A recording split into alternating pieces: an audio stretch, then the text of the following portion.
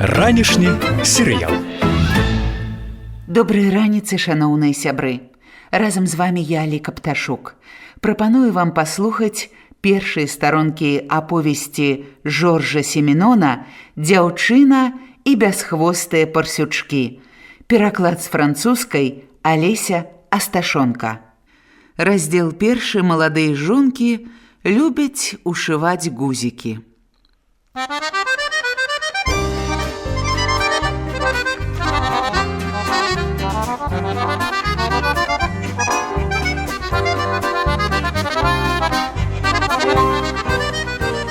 Хто тэлефанаваў ёй цяпер у 7 гадзін вечара?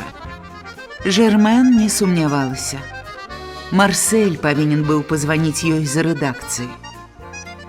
Дзяўчына толькі прыйшла ў французска-італьянскі рэстаран на бульвары Клішы, дзе яны звычайна вячэралі і сустракаліся пасля працы, калі не дамаўляліся на якое іншае месца. У іх і столік быў ужо свой, заўсёды свабодны ў гэты час каля акна. Месца гэтае было па-хатняму утульнае. Яна якраз толькі села і была падумала, што да 3 гадзін засталося ўсяго 3 хвіліны, як да яе падышла Лізета, гардэробшчыца. Гэтая маленькая жанчына з відавочным задавальненнем называла яе пасля замужжа мадам і ўвесь час пазірала на прыемную ёй наведніцу з цікаўнасцю і хваляваннем. «Пані Блан, пан просіць вас да тэлефона». Яна сказала толькі «пан», не дадаючы Марсель, і выгляд у яе быў такі змоўніцкі, што можна было падумаць, быццам гэты пан належаў ім абедзвюм. Напэўна, у яго планах нешта змянілася. З Марселем заўсёды трэба быць гатовай да гэтага. Мусіць, скажа зараз: «Ідзі хутчэй пераадзенься і падрыхтуй мой смокінг. Пойдзем на такую прэм'еру ці на такое рэвю». Колькі вечароў правялі яны дома з таго часу, як ажаніліся? 2? Ёй няцяжка было палічыць. «Гэта ты, Марсель?» «Не, гэта быў не ён».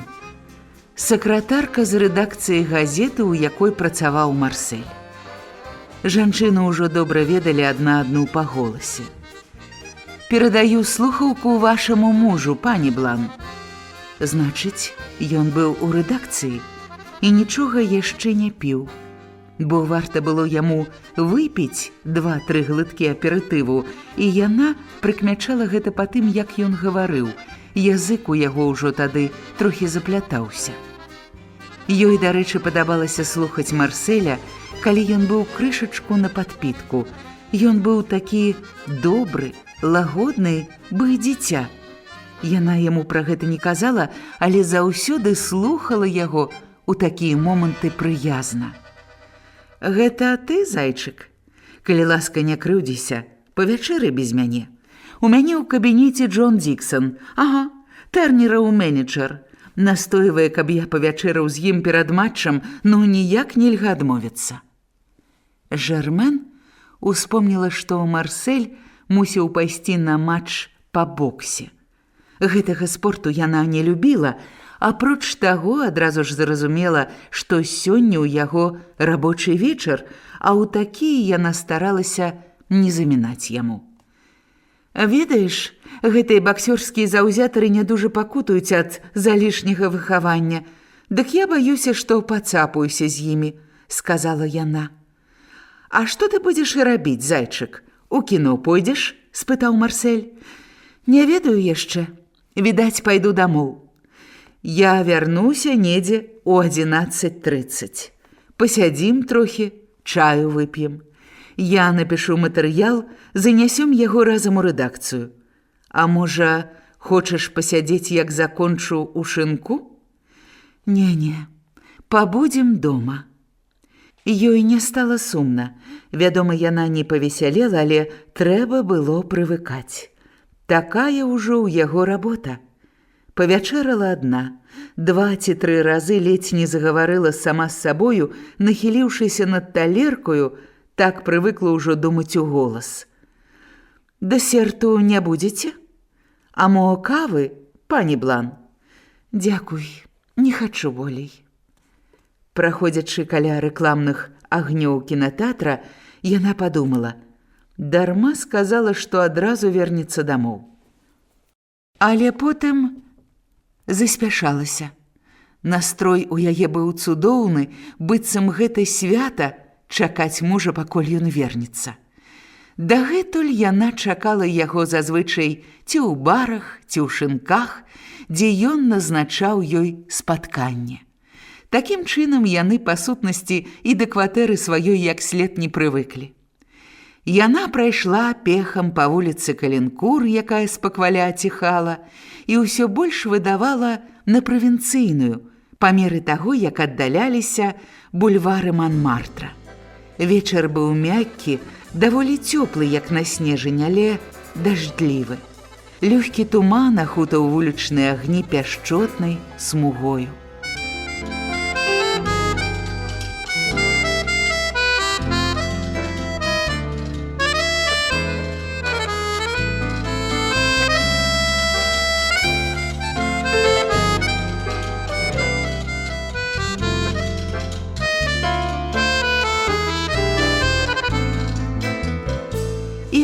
Быў на рагу вуліц Калінкур і Ламарк, каля плошчы Канстанціна Пакера. Яна ўбачыла яго здалёк, разгледзела на 7-м паверсе доўгі рад балконаў з жалезнымі парэнчамі, адзін з якіх быў іхні. Праходзячы па калідоры, павіталася з брамніцай, якая мыла на ноч ногі свайму маленькаму сыну. Ліфт стаяў. Адзінае, што крышачку пагоршыла настрой. Падымаючыся па лесвіцы, яна бачыла вузкія палоскі святла пад дзвярыма, чула радыё, людскую гамонку, пахі шматкватэрнага жытла. «А у вас ёсць кватэра, га?» – спытаўся ён у яе 4 месяцы назад сваім непаўторным голасам, ні кропелькі не падобным на чый-небудзь іншы.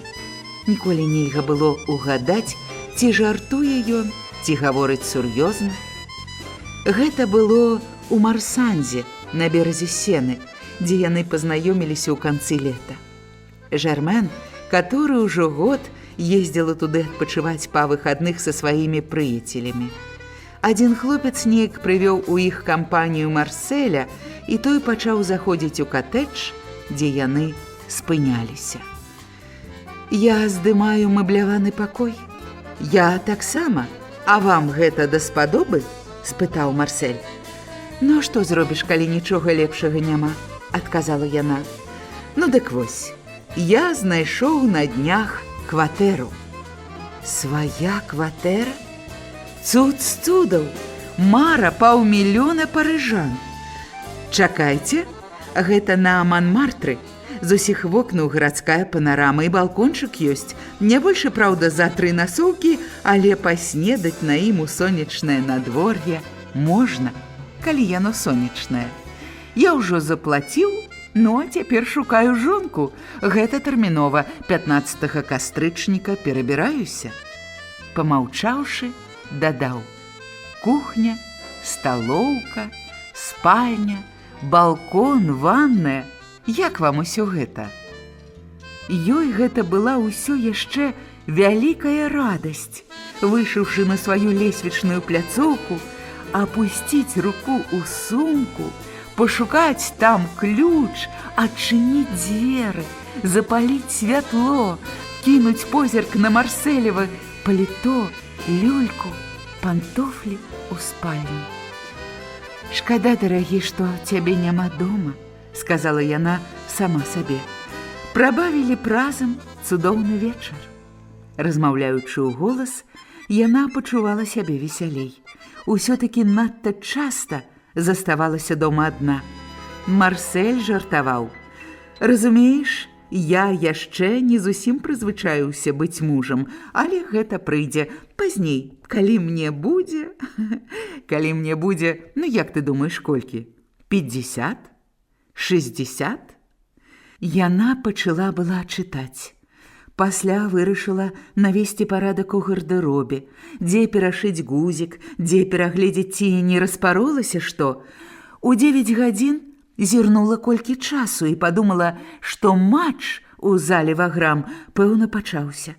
Уявіла заліты святлом рынг, запоўненыя балельшчыкамі трыбуны, баксёраў, Марселя за журналісцкім столікам. А палове 11-й яна ўсё яшчэ аглядывала адзенне. І зазваніў тэлефон. Апарат у іх паставілі толькі тыдзень назад, яна яшчэ не прывыкла да яго і таму адразу ж ускочыла. «Гэта ты, зайчык?» Пачуўшы мужу голас, Жермен падумала, што Марсель тэлефанаваў ёй дадому ўпершыню. На тыдні ён званіў ёй у магазін сясцёр Каро, дзе яна працавала, і рабіў гэта крыху часцей, чым хацелі б патранессы.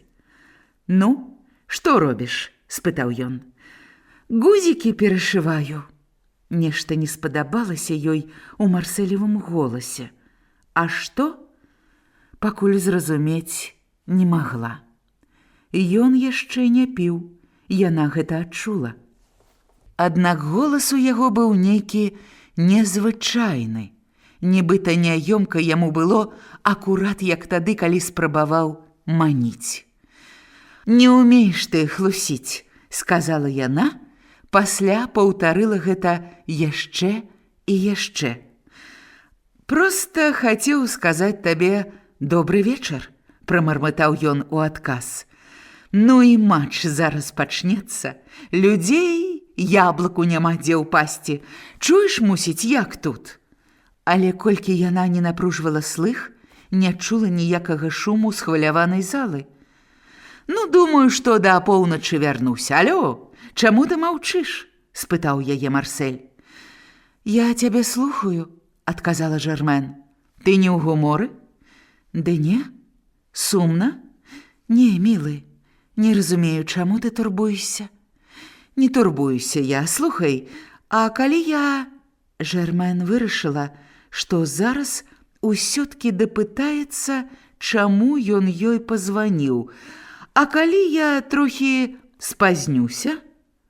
«А ты думаеш, прыйдзецца?» – перапыніла яна. «Не, але ж ты сама ведаеш, як усё ў нас. Можа, мне трэба будзе прапусціць з арганізатарамі шкляначку?» «Надоўга затрымайся?» «Ды не, да сустрэчы». «Ды не, да сустрэчы. Цалую». Ён замітаваў пяшчотны пацалунак. «Марсель, Марсель, я...» – пачала была яна, але ён паклаў трубку. Жермен з сумам глядзела на бялізну і адзежу вакол сябе. Калі яна была абсалютна упэўнена, што першы званок і праўда быў з рэдакцыі, бо пазнала сакратарчын голас, дык гэтым разам нішто ўжо не пацвярджала таго, што Марсель званіў з залы «Ваграм». Наадварот, яна была перакананая. Тэлефанаваў ён не адтуль. У 11 Жермен расклала ўсё па шуфлядах. Што ж рабіць далей?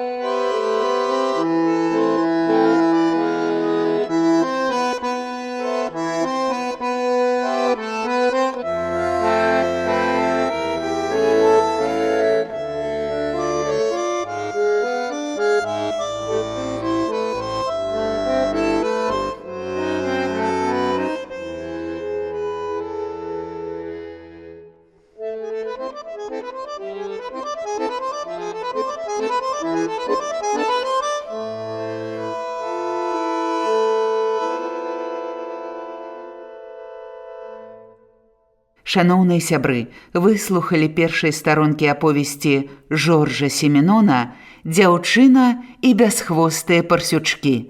Пераклад з французскай Алеся Асташонка.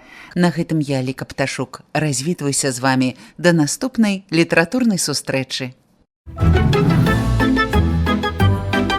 Ранішні серыял.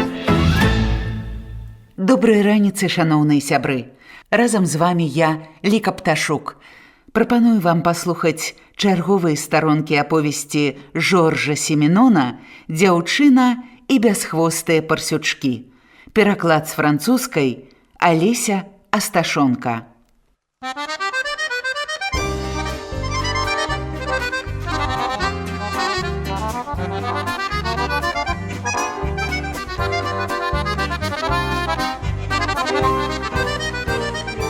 Яна пачала была чытаць. Пасля вырашыла навесці парадак у гардэробе, дзе перашыць гузік, дзе перагледзець, ці не распаролася што. У 9 гадзін зірнула колькі часу і падумала, што матч у зале «Ваграм» пэўна пачаўся. Уявіла заліты святлом рынг, запоўненыя балельшчыкамі трыбуны, баксёраў, Марселя за журналісцкім столікам. А палове 11-й яна ўсё яшчэ аглядывала адзенне. І зазваніў тэлефон. Апарат у іх паставілі толькі тыдзень назад, яна яшчэ не прывыкла да яго і таму адразу ж ускочыла. «Гэта ты, зайчык?» Пачуўшы мужу голас, Жермен падумала, што Марсель тэлефанаваў ёй дадому ўпершыню. На тыдні ён званіў ёй у магазін сясцёр Каро, дзе яна працавала, і рабіў гэта крыху часцей, чым хацелі б патранессы. «Ну, што робіш?» – спытаў ён. «Гузікі перашываю». Нешта не спадабалася ёй у Марселевым голасе. А што? Пакуль зразумець не магла. Ён яшчэ не піў, яна гэта адчула. Аднак голас у яго быў нейкі незвычайны. Нібыта няёмка яму было акурат як тады, калі спрабаваў маніць. «Не ўмееш ты хлусіць», – сказала яна, пасля паўтарыла гэта яшчэ і яшчэ. «Проста хацеў сказаць табе добры вечар», – прамармытаў ён у адказ. «Ну і матч зараз пачнецца. Людзей яблыку няма дзе ўпасці. Чуеш, мусіць, як тут?» Але колькі яна не напружвала слых, не чула ніякага шуму схваляванай залы. «Ну, думаю, што да апоўначы вярнуся. Алё, чаму ты маўчыш?» – спытаў яе Марсель. «Я цябе слухаю», – адказала Жермен. «Ты не ў гуморы?» «Ды не. Сумна?» «Не, мілы, не разумею, чаму ты турбуешся?» «Не турбуюся я. Слухай, а калі я...» Жермен вырашыла, што зараз усё-ткі дапытаецца, чаму ён ёй пазваніў.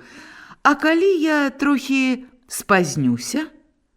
«А ты думаеш, прыйдзецца?» – перапыніла яна.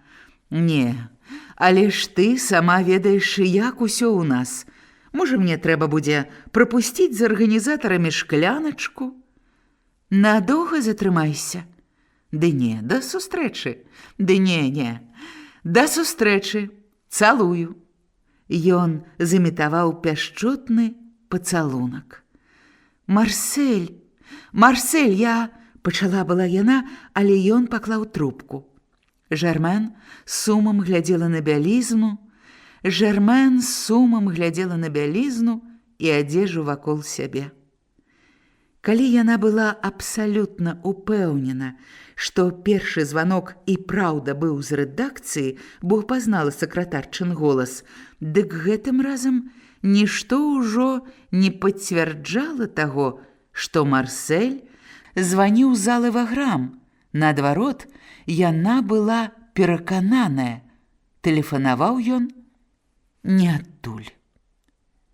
У 11 Жермен расклала ўсё па шуфлядах. Што ж рабіць далей? Збіралася ўжо зноў узяць у рукі кнігу, але ўбачыла выпадкова на крэсле Марселева паліто з вярблюджай воўны і ўспомніла, што колькі дзён таму прыкмеціла на ім гузік, які вось-вось павінен быў адарвацца. Было тое ў горадзе, а вярнуўшыся дамоў, яна пра гузік забылася. І вось цяпер, кінуўшы позірк на паліто, усміхнулася, бо згадала іх колішнюю размову. Марсель быў вельмі какетлівы, іншы раз аж занадта. У адзенні любіў светлыя колеры, гальштукі падбіраў яркія. Нейк раніцаю ў Марсанзе, яшчэ да таго, як загаварылі пра кватэру, яна сказала яму: «Вы згубілі гузік з вашага світера». «Не, не згубіў, ён у мяне ў кішэні». «Тады дайце яго мне, я прышыю». «Уяўляю, што з вамі будзе, калі вы выйдзеце замуж», – засмяяўся Марсель. «А што?» – спытала яна. «Ну, я так заўсёды кажу, калі хто сяброў жэніцца. Маладыя жонкі так любяць прышываць мужам гузікі, што я падазраю, быццам яны адрываюць іх наўмысна, каб зноў прышыць. Ну, калі ў вас гэтая звычка з'явілася да таго». Гледзячы на паліто, якое яна паклала ўжо сабе на калені, Жармен засмяялася. Прасунула нітку ў іголку і раптам намацала рукою ў кішэні ў мужавым паліто нешта нязвыкла вялікае. Яна і не думала ніколі корпацца ў марсэлевых кішэнях. Раўнівую яшчэ не стала, і, магчыма, не будзе ёю ніколі, гэтак верыла яму, такому ласкаваму і пяшчотнаму. Прадмет быў цвёрды, ён не быў падобны ні на адну рэч, якія Марсель клаў звычайна ў кішэню, і не з цікаўнасці, а з любові да парадку дастала. Калі яна ўбачыла, што гэта было, яна ж змянілася ў твары. Нейкі час была абсалютна нерухомая, разгубленыя вочы напаўняліся жахам. У руцэ ў яе быў маленькі фарфоравы парсючок.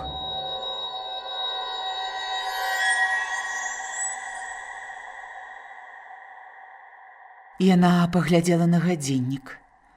11:30. Ружовы парсючок ляжаў на стале перад ёю. Паліто спаўзло на падлогу. Жармен набірала нумар на тэлефонным дыску. Рука ў яе дрыжала, але кожны раз абанент быў заняты. Яна сціснула пальцы і раз за разам зноў набірала нумар, быццам гэта было пытанне жыцця і смерці, і секунды вырашалі ўсё. Зноў няўдача. Жармен устала, пагартала тэлефонны даведнік, упэўнілася, што нумар яна не пераблытала. Калі Марсель пазваніў о 10:30, матч толькі пачынаўся. Колькі часу ідзе бой у лёгкай вазе? Раз на раз, відаць, не прыходзіцца, а пасля што ж магло здарыцца? Ці хутка разышліся балельшчыкі? Ці пайшлі дамоў арганізатары адразу ж пасля іх? Алё? Зала Ваграм? Яна самая, пані? А скажыце, пані, калі ласка, а матч ужо закончыўся? З паўгадзіны назад? А ўсе разышліся? А з кім я гавару? З дзяжурным электрыкам. Тут яшчэ багата людзей. Зрабіце ласку, спытайцеся, а ці ёсць там пан Марсель Блан? Алё? Блан? Ну, журналіст. Журналіст. Дык спытайцеся, калі ласка, ці там ён яшчэ? Ён павінен быць з арганізатарамі. Гэта вельмі важна. Я вас прашу, зрабіце ўсё, што можаце, каб знайсці яго. Алё? Алё? Так, калі ён яшчэ там, паклічце яго да тэлефона. Прашу вас.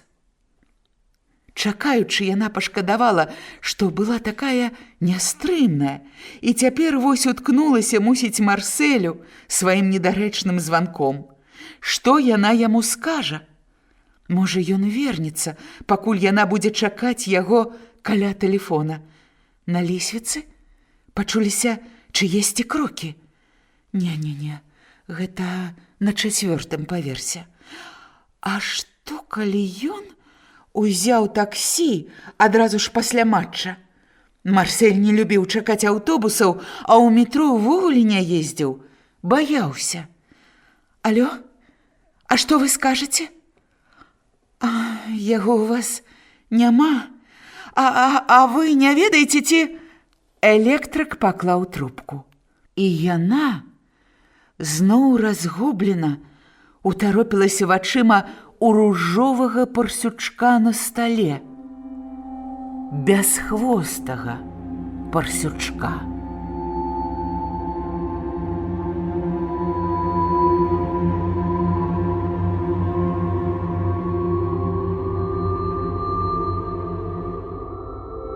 Слухай, Марсель, трэба, каб ты мне сказаў, забыўшыся, вымавіла яна, але Марселя тут не было. Яна была адна, і ёй раптам стала жудасна ад свайго адзіноцтва. Жармен падышла да акна, адчыніла. Ноч была светлая, цемраць разрэджвалася нейкім шэрым блакітам. Выразныя абрысы дахаў, комінаў, кароткіх і доўгіх вуліц, абрысы зіходкіх ліхтароў. Манмартскі бульвар, белая плошча, плошча Пігаль, Мулін-Руж, сотні начных рэстаранаў, французскіх шынкоў, піўнушак, усюды вакол слабае святло. Па вуліцы Калінкур паволі ўзбіраліся ўверх легкавыя аўтамабілі. Кожны раз, калі адзін які спыняўся, Жармен здавалася, што зараз з машыны выйдзе Марсель, і яна ўбачыць, як нязмушана павернецца ён да шафёра, каб расплаціцца, а пасля кіне позірк на іх вокны. Глядзела яна і на аўтобусны прыпынак каля дома. Было позна. З кожнага выходзілі, падымаючы каўняры, толькі 2-3 чалавекі, не больш. Гэтага не можа быць, Марсель, ціха сказала сама сабе. І раптам яна адчула, што не можа больш заставацца ў хатнім халаце. Прыйшоўшы дамоў, Жармен, як звычайна, пераадзелася. Яна хутка прайшла ў спальню, узяла шарсцяную сукенку, першую, якая трапілася, тую самую, зашпільку, якой была на спіне, і якую Марсель так любіў зашпільваць, цалуючы яе ў патыліцу. Чаго яна баялася? Прайшло, можа, некалькі дзён, ці сама больш тыдняў, як фарфоравы парсючок апынуўся ў кішэні яго паліто.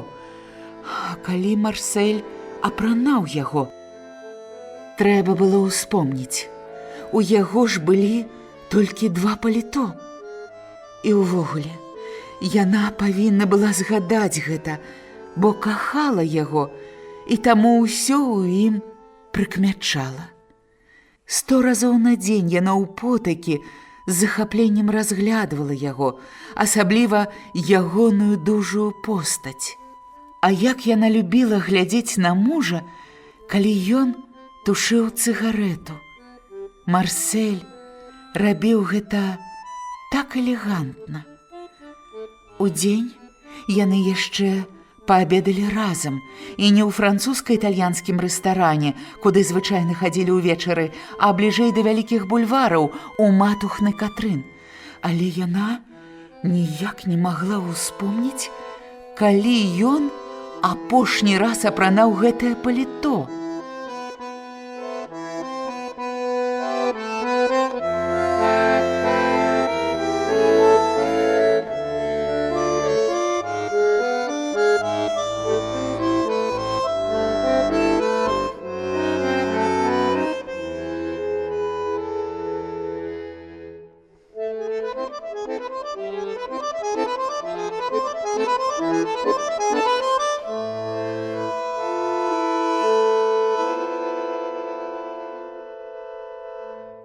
Шаноўныя сябры, выслухалі чарговыя старонкі аповесці Жоржа Семенона «Дзяўчына і бясхвостыя парсючкі».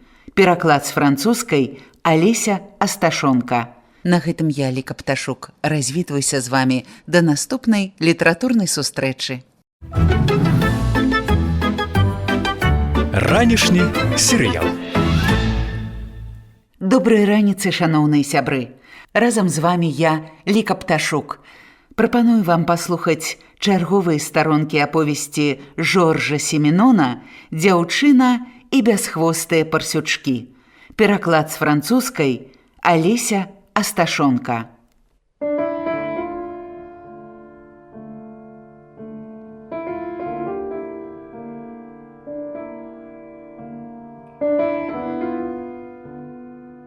Электрык паклаў трубку, і яна зноў разгублена утаропілася вачыма у ружовага парсючка на стале. Бясхвостага парсючка. Слухай, Марсель, трэба, каб ты мне сказаў, забыўшыся вымавіла яна, але Марселя тут не было. Яна была адна, і ёй раптам стала жудасна ад свайго адзіноцтва. Жармен падышла да акна, адчыніла. Ноч была светлая, цемраць разрэджвалася нейкім шэрым блакітам. Выразныя абрысы дахаў, комінаў, кароткіх і доўгіх вуліц, абрысы зіхоткіх ліхтароў, Манмартскі бульвар, Белая плошча, плошча Пігаль, Мулін-Руж, сотні начных рэстаранаў, французскіх шынкоў, піўнушак, усюды вакол слабае святло.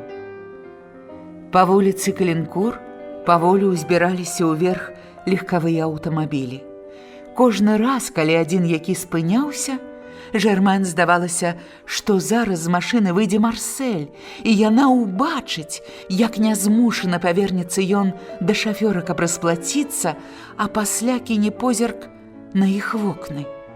Глядзела яна і на аўтобусны прыпынак каля дома. Было позна. З кожнага выходзілі, падымаючы каўняры, толькі 2-3 чалавекі, не больш. Гэтага не можа быць. Марсель, ціха сказала сама сабе. І раптам яна адчула, што не можа больш заставацца ў хатнім халаце. Прыйшоўшы дамоў, Жармен, як звычайна, пераадзелася. Яна хутка прайшла ў спальню, узяла шарсцяную сукенку, першую, якая трапілася, тую самую, зашпільку, якой была на спіне, і якую Марсель так любіў зашпільваць, цалуючы яе ў патыліцу. Чаго яна баялася? Прайшло, можа, некалькі дзён, ці сама больш тыдняў, як фарфоравы парсючок апынуўся ў кішэні яго паліто. А калі Марсель апранаў яго? Трэба было ўспомніць. У яго ж былі толькі 2 паліто. І ўвогуле, яна павінна была згадаць гэта, бо кахала яго, і таму ўсё ў ім прыкмячала. 100 разоў на дзень яна ў потакі з захапленнем разглядвала яго, асабліва ягоную дужую постаць. А як яна любіла глядзець на мужа, калі ён тушыў цыгарету. Марсель рабіў гэта так элегантна.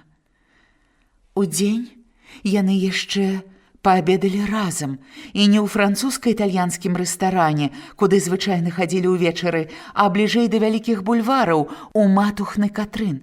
Але яна ніяк не магла ўспомніць, калі ён апошні раз апранаў гэтае паліто. Ва ўсякім разе, сама меней дзён 8 таму, бо на тым тыдні яна насіла паліто ў хімчыстку. А яшчэ упэўненая была, што нічога не абмінала ў мужу сваёю увагай. Ён расказваў ёй усё, нават рэдакцыйныя анекдоты, без перапынку званіў ёй. Яны часта сустракаліся ў дзень, і калі ў яго толькі з'яўлялася вольная хвілінка, ён заскокваў да яе ў магазін, проста, каб сказаць «добры дзень». Жармен павярнулася да балкона і, усхваляваная, яшчэ больш збляднела. «Ты ж ніколі не ездзіла ў горы катацца на лыжах?» – спытаўся ён неяк у яе. «Не», – адказала яна. «Адзін раз была, але як прадаўшчыца. Сёстры Каро адчынялі ў Мяжэў сезонны філіял. А табе спадабалася там? А як ты думаеш, дадуць табе 2 тыдні адпачынку? Вось давядуць да ладу адну справу і махнём удваіх». Чаму яна не пагаварыла з ім сур'ёзна? Не сказала, што такія забавы не для іх. Ёй, вядома, прыемна было гэта чуць, але яна ў гэта ні секунды не верыла. Часам ён дурыў ёй галавой не такімі пражэктамі, зусім ужо фантастычнымі, і кожны з іх патрабаваў шалёных грошай, больш, чым папярэдні. Быццам у іх гэтых грошай мора было. На адны ж яго рэпартажы ды яе невялікую зарплату і жылі. Толькі і сказала яму: «Ты нарадзіўся, каб быць багатым. Усё хочаш мець. Асабліва для цябе», – сказаў ён незвычайна сур'ёзна. «Я яшчэ і машыну хачу купіць. З тае пары, як ведаю цябе, проста нястерпна хачу». «А ты ўмееш вадзіць?» – спытала яна. «У мяне была колісь машына», – адказаў ён. Яна не стала пытацца, калі гэта было. Урэшце, яны нічога не ведалі адно пра аднаго. Кахаліся толькі, ды ўсё. І тое, што яны сышліся, таксама было чымсьці накшталт вясёлай гульні. «А ў цябе ёсць бацькі?» – спытала неяк яна. «Мой бацька», – пачаў быў ён і раптам змяніў тон. «Вядома, у правінцыі, але ты ў маім жыцці галоўны чалавек. Няма ў мяне нікога болей. Займіся паперамі. Будзем распісвацца ў 19-й акрузе».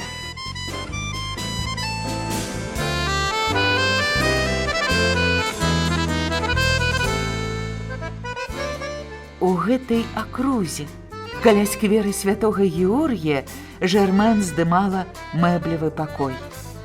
«А там не вельмі брудна у аддзяленні мэрыі?» – спытала яна. «Праўда, што калі мы там будзем?» Зноў праехала таксі. Не спынілася. Яна паглядзела на гадзіннік. Мінула поўнач. Прахожыя цяпер былі настолькі рэдкія, што Жармен нават чула, як аціхалі ўдалечыні іх крокі. «Мне трэба было сустрэць цябе 3 гады таму». Чаму? Бо калі малады, дык растрачваеш час. Яна помніла процьму такіх фраз.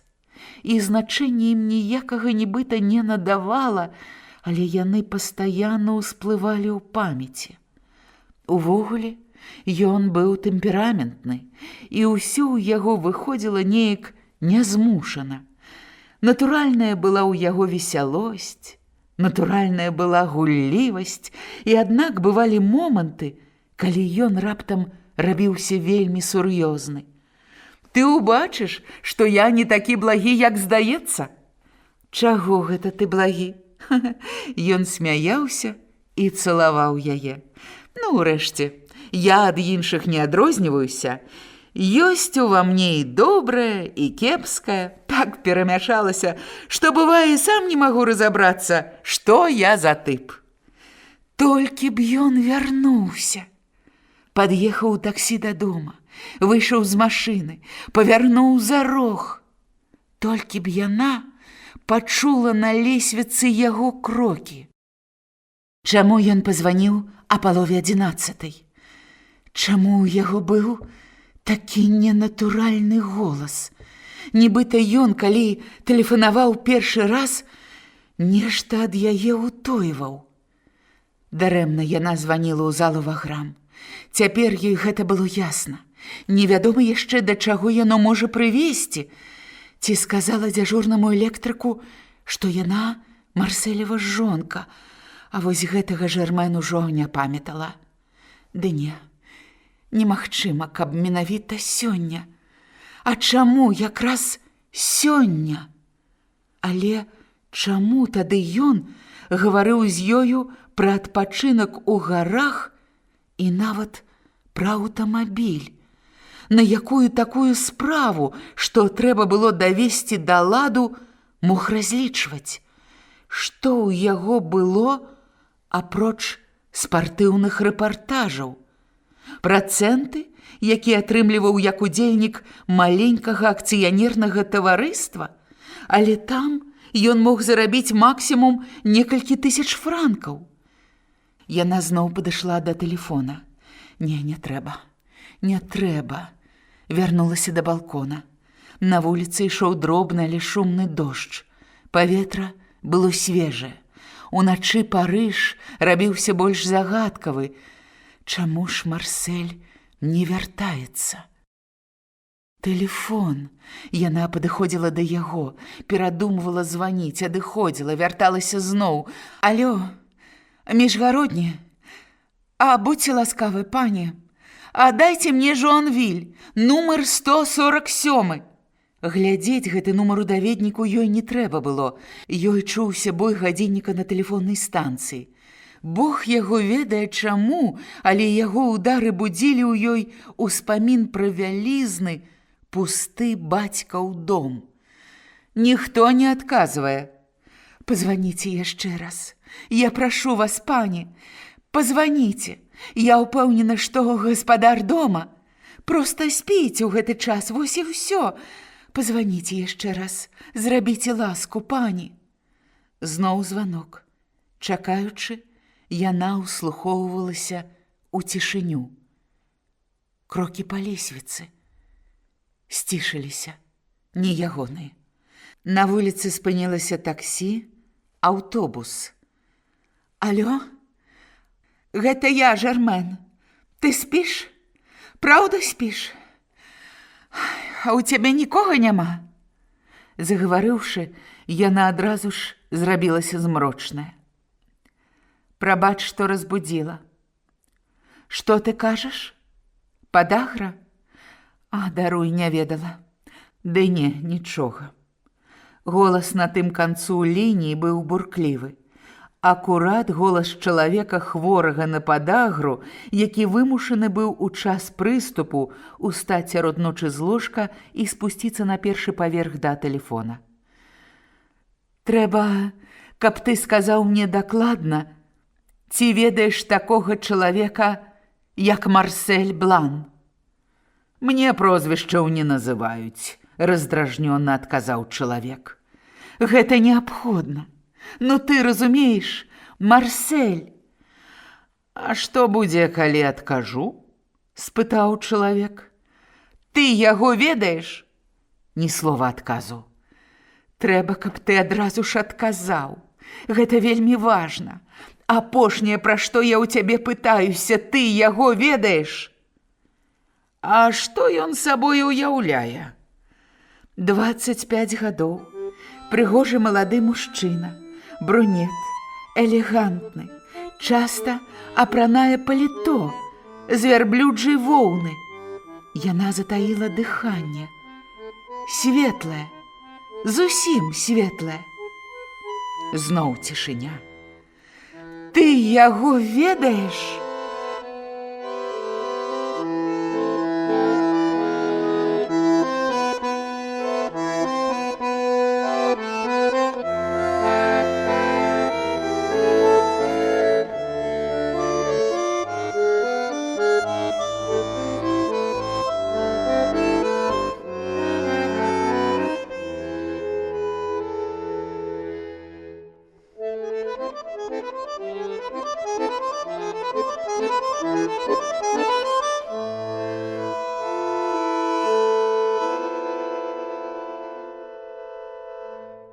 Шаноўныя сябры, выслухалі чарговыя старонкі аповесці Жоржа Семенона «Дзяўчына і бясхвостыя парсючкі».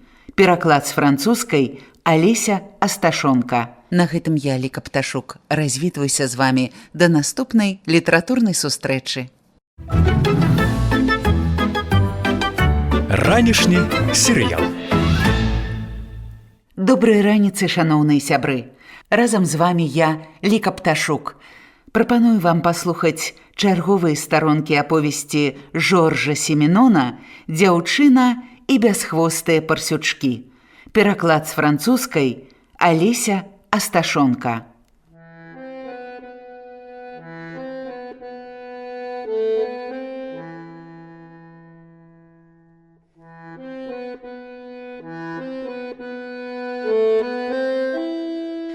Чаму ў яго быў такі ненатуральны голас? Нібыта ён, калі тэлефанаваў першы раз, нешта ад яе ўтойваў. Дарэмна яна званіла ў залу Ваграм. Цяпер ёй гэта было ясна. Невядома яшчэ, да чаго яно можа прывесці. Ці сказала дзяжурнаму электрыку, што яна Марселева жонка, а вось гэтага Жэрмэн ужо не памятала. Ды не. Немагчыма, каб менавіта сёння. А чаму якраз сёння? Але чаму тады ён гаварыў з ёю пра адпачынак у гарах і нават пра аўтамабіль? На якую такую справу, што трэба было давесці да ладу, мог разлічваць? Што ў яго было апроч спартыўных рэпартажаў?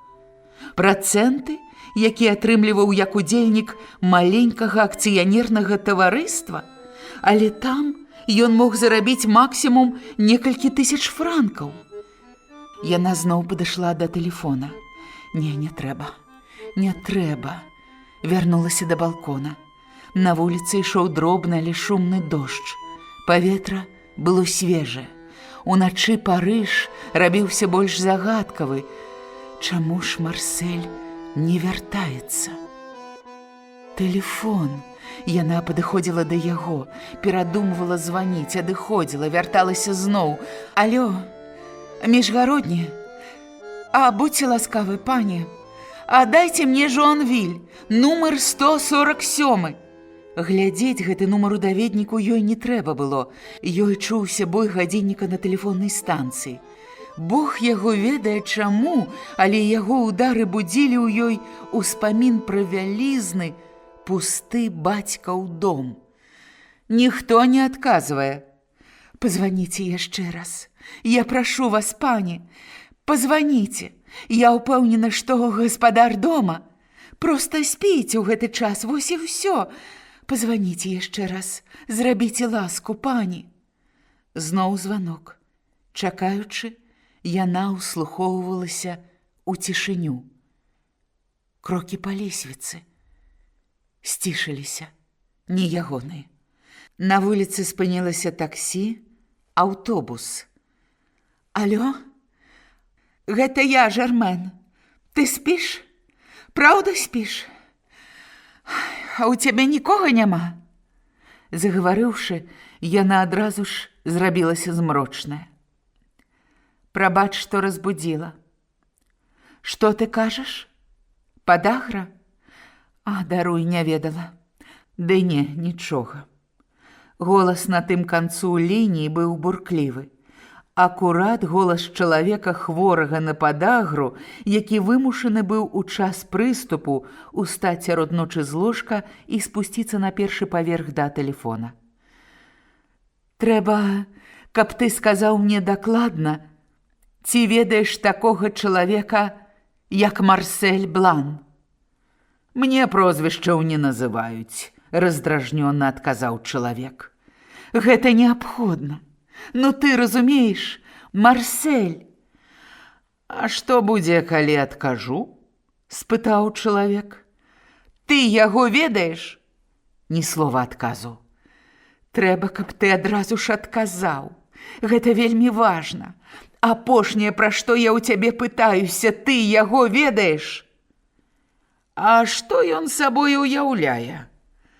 25 гадоў, прыгожы малады мужчына, брунет, элегантны, часта апранае паліто з вярблюджай воўны. Яна затаіла дыханне. Светлае, зусім светлае. Зноў цішыня. Ты яго ведаеш? А ты? Якая розніца? Ну, якая розніца? Ну, адказвай, ведаеш? А што будзе, калі адкажу? Нічога. Проста мне трэба знаць. Ты яго ведаеш, га? Ёй здалося, што нехта падымаўся па лесвіцы, але, як выявілася, гэта быў кот. Заедзь да мяне, як захочаш. Не кладзі слухаўку. Чакай, чакай. Што я хачу, каб ты мне сказаў, дык толькі тое, ці збіраецца ён гэтым вечарам? Што? Ты не разумееш. Я думаў, ты выйшла замуж. Гэта... Пасля некаторых ваганняў яна даказала. Гэта мой муж. І чаму ёй здалося, што чалавек на другім канцы лініі паціснуў плячыма? Ідзі спаць, толькі і сказаў ён. Дарэмна спрабавала яна пасля гаварыць нешта ў апарат. 147-й жуанвільскі абанент паклаў трубку. Ужо была палова другой ночы, а Марсель усё яшчэ не вярнуўся. На стале, побач са скрынкаю, з прыладамі для швіва, ружавеў бясхвосты парсючок, а паліто з вярблюджай воўны усё яшчэ ляжала на дыване.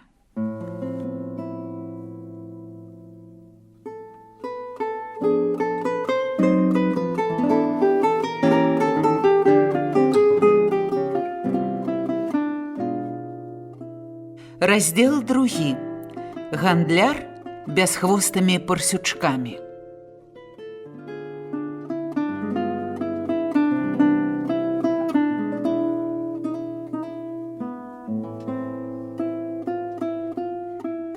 Гадзіны ў 4 раніцы з усіх вокнаў, якія можна было бачыць з балкона кватэры Бланаў, святло гарэла толькі ў адным, ды і тое, за шторою там угадвалася постаць чалавека, які, мяркуючы па ўсім, даглядаў хворага.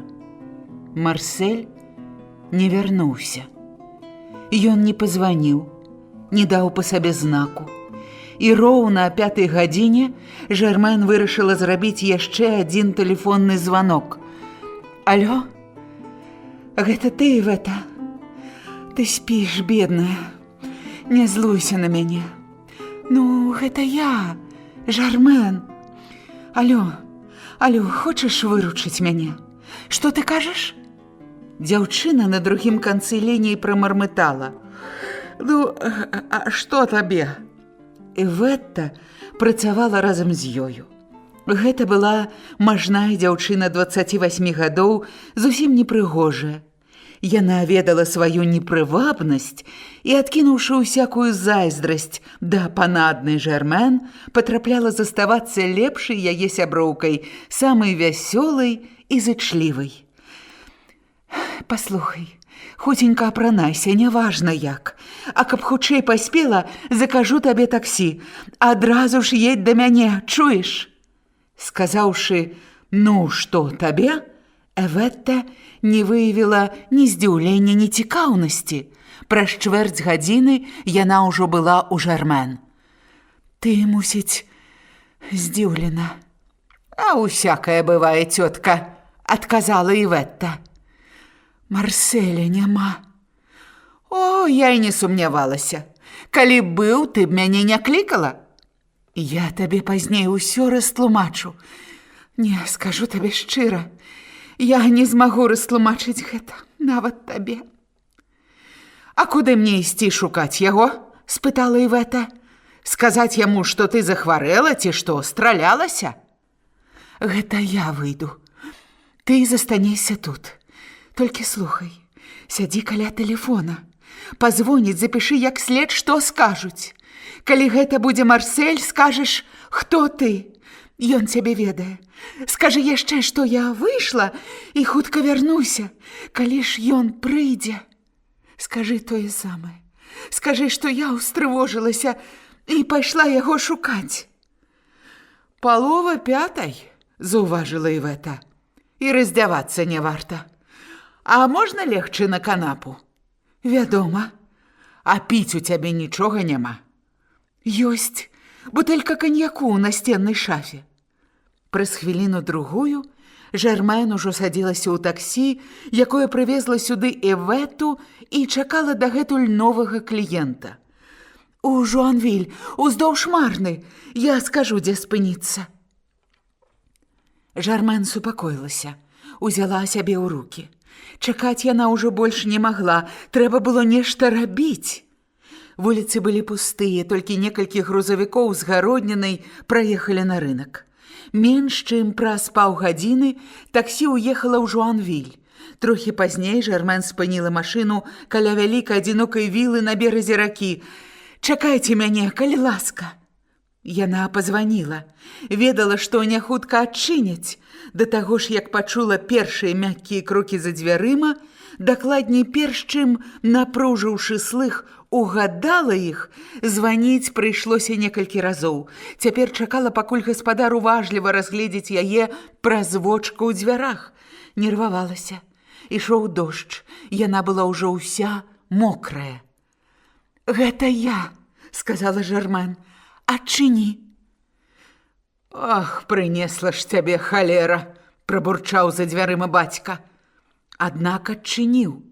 Зачыніўшы за ёю дзверы, запаліў ярчэйшае святло і запрасіў дачку ў пыльную няпаленую залу.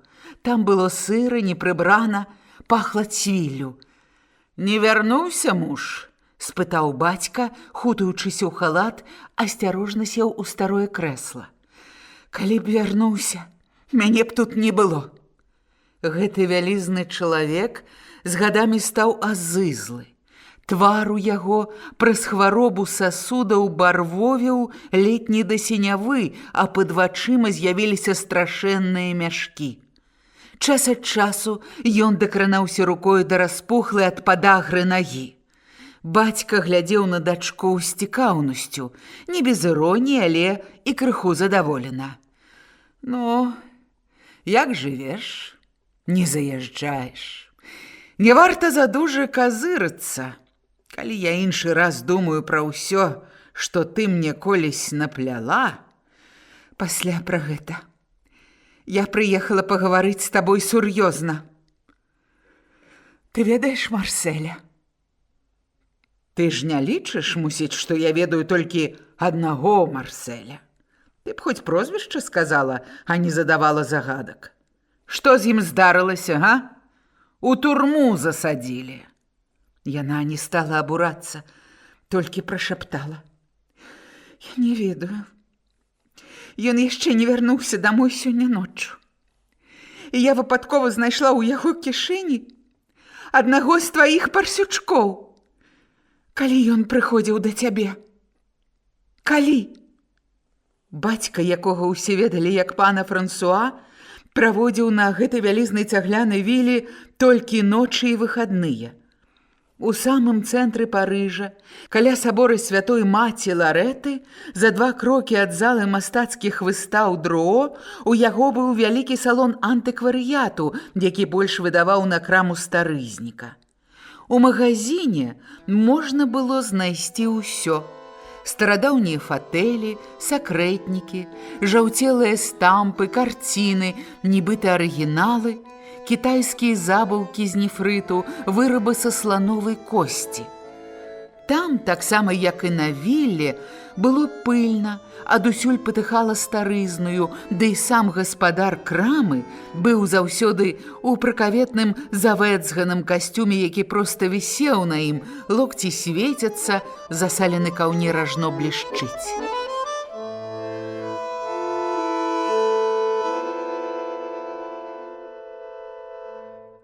Шаноўныя сябры, выслухалі чарговыя старонкі аповесці Жоржа Семенона «Дзяўчына і бясхвостыя парсючкі».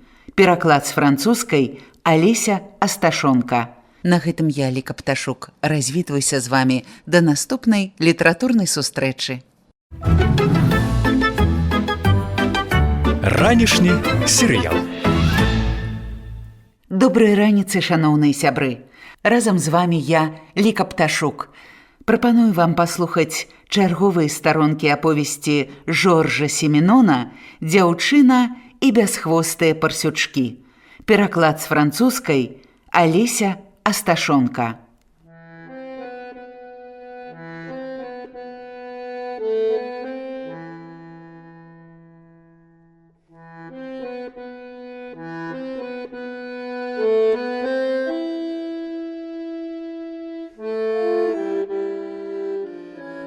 Праз хвіліну-другую Жермен ужо садзілася ў таксі, якое прывезла сюды Эвету і чакала дагэтуль новага кліента. «У Жуанвіль, уздоўж Марны, я скажу, дзе спыніцца». Жермен супакоілася, узяла сябе ў рукі. Чакаць яна ўжо больш не магла, трэба было нешта рабіць. Вуліцы былі пустыя, толькі некалькі грузавікоў з гароднінай праехалі на рынак. Менш чым праз паўгадзіны таксі ўехала ў Жуанвіль. Трохі пазней Жермен спыніла машыну каля вялікай адзінокай вілы на беразе ракі. «Чакайце мяне, калі ласка». Яна пазваніла. Ведала, што не хутка адчыняць. Да таго ж, як пачула першыя мяккія крокі за дзвярыма, дакладней перш чым, напружыўшы слых, угадала іх, званіць прыйшлося некалькі разоў. Цяпер чакала, пакуль гаспадар уважліва разгледзець яе праз вочку ў дзвярах. Нервавалася. Ішоў дождж. Яна была ўжо ўся мокрая. «Гэта я», — сказала Жермен. «Адчыні». «Ах, прынесла ж цябе халера», — прабурчаў за дзвярыма бацька. Аднак адчыніў. Зачыніўшы за ёю дзверы, запаліў ярчэйшае святло і запрасіў дачку ў пыльную няпаленую залу. Там было сыра, непрыбрана, пахла цвіллю. «Не вярнуўся муж?» – спытаў бацька, хутаючыся ў халат, асцярожна сеў у старое крэсла. «Калі б вярнуўся, мяне б тут не было». Гэты вялізны чалавек з гадамі стаў азызлы. Твар у яго праз хваробу сасудаў барвовеў ледь да сінявы, а пад вачыма з'явіліся страшэнныя мяшкі. Час ад часу ён дакранаўся рукою да распухлай ад падагры нагі. Бацька глядзеў на дачку з цікаўнасцю, не без іроніі, але і крыху задаволена. «Ну, як жывеш? Не заязджаеш. Не варта задужа казырыцца. Калі я іншы раз думаю пра ўсё, што ты мне колісь напляла, пасля пра гэта.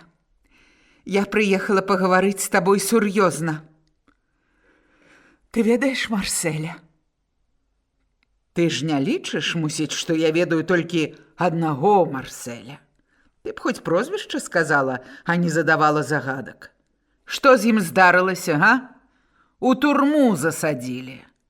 Яна не стала абурацца, толькі прашаптала. «Я не ведаю. Ён яшчэ не вярнуўся дамой сёння ноччу. І я выпадкова знайшла ў яго кішэні аднаго з тваіх парсючкоў. Калі ён прыходзіў да цябе? Калі?» Бацька, якога ўсе ведалі як пана Франсуа, праводзіў на гэтай вялізнай цаглянай віле толькі ночы і выхадныя. У самым цэнтры Парыжа, каля сабора святой маці Ларэты, за 2 крокі ад залы мастацкіх выстаў Друо, у яго быў вялікі салон антыкварыяту, які больш выдаваў на краму старызніка. У магазине можна было знайсці ўсё.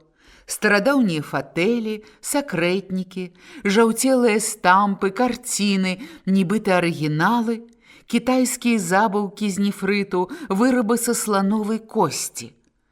Там, таксама як і на вілле, было пыльна, адусюль патыхала старызнаю, ды і сам гаспадар крамы быў заўсёды у пракаветным завэцганым касцюме, які проста вісеў на ім, локці свецяцца, засалены каўнер ажно блішчыць. «Дні 3-4 назад», – адказаў ён. У глыбіні магазина можна было ўбачыць на паліцы некалькі бясхвостых парсючкоў, адзін з якіх, знойдзены ў кішэні у марсэлевым паліто, так усхваляваў Жэрмэн. А ў падсобным памяшканні гэтых парсючкоў была цэлая скрыня. Калісьці іх было 1000, падобных адзін на адзін, як 2 кроплі вады.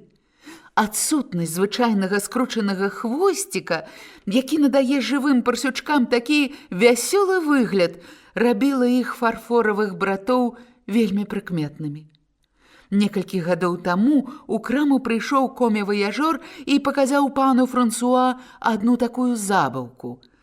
«Гэта сапраўдны ліможскі фарфор», – растлумачыў ён. «Іх роўна 1000, абсалютна аднолькавых. Не буду расказваць пра тонкасць фарфору і колеру, самі бачыце. Гэта частка велізарнага заказу. Партыя розных жывёлін на экспарт. Што здарылася і пра што думаў мастак, як так магло выйсці, што на заводзе ніхто не прыкмеціў памылкі, не ведаю. Так ці інакш праца была выканана, калі ўрэшце нехта заўважыў, што парсючкі бясхвостыя. Ну дык вось, пан Франсуа. Бясхвостых іх ніхто не хоча купляць. Я аддаю вам усю партыю 1000 штук. Колькі вы за яе дасце?» Гаспадар назваў смяхотную цану, і назаўтра у яго былі поўныя скрыні гэтага дабра. За год ён прадаў толькі 2 парсючкоў. Кожны раз, калі паказваў забаўку кліенту, той круціў галавою. Шкада як, што хвост адламаны. Ён не адламаны, яго ніколі не было. Аднак патроху парсючкі знікалі адзін за адным з крамы. Больш таго, тыя кліенты, што забіралі іх, не прадавалі забаўкі зноў, не шукалі нічога ў магазине, толькі пыталіся, ледзь пераступіўшы парог: «У вас ёсць фарфоравыя парсючкі?» Пры гэтым адбывалася нешта зусім дзіўнае. Калі кліент пытаўся пра цану, гаспадар думаў больш, чым звычайна, і называў амаль кожны раз іншую: 22 франкі, або 21 ці 23, радзей менш за 20, а іншы раз, напрыклад, і ўвогуле толькі 1 франк. 22 франкі, 22 гадзіны. Вось што гэта значыла. 10 гадзін вечара. 1 франк – гадзіна ночы.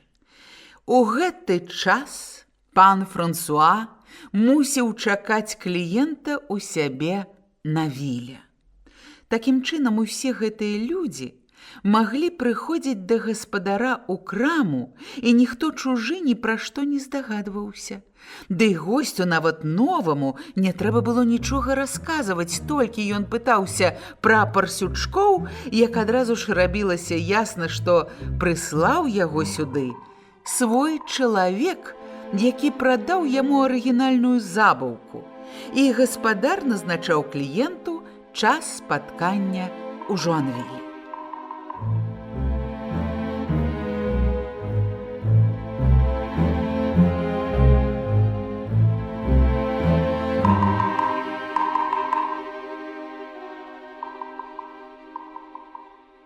Ён прынёс табе што-небудзь?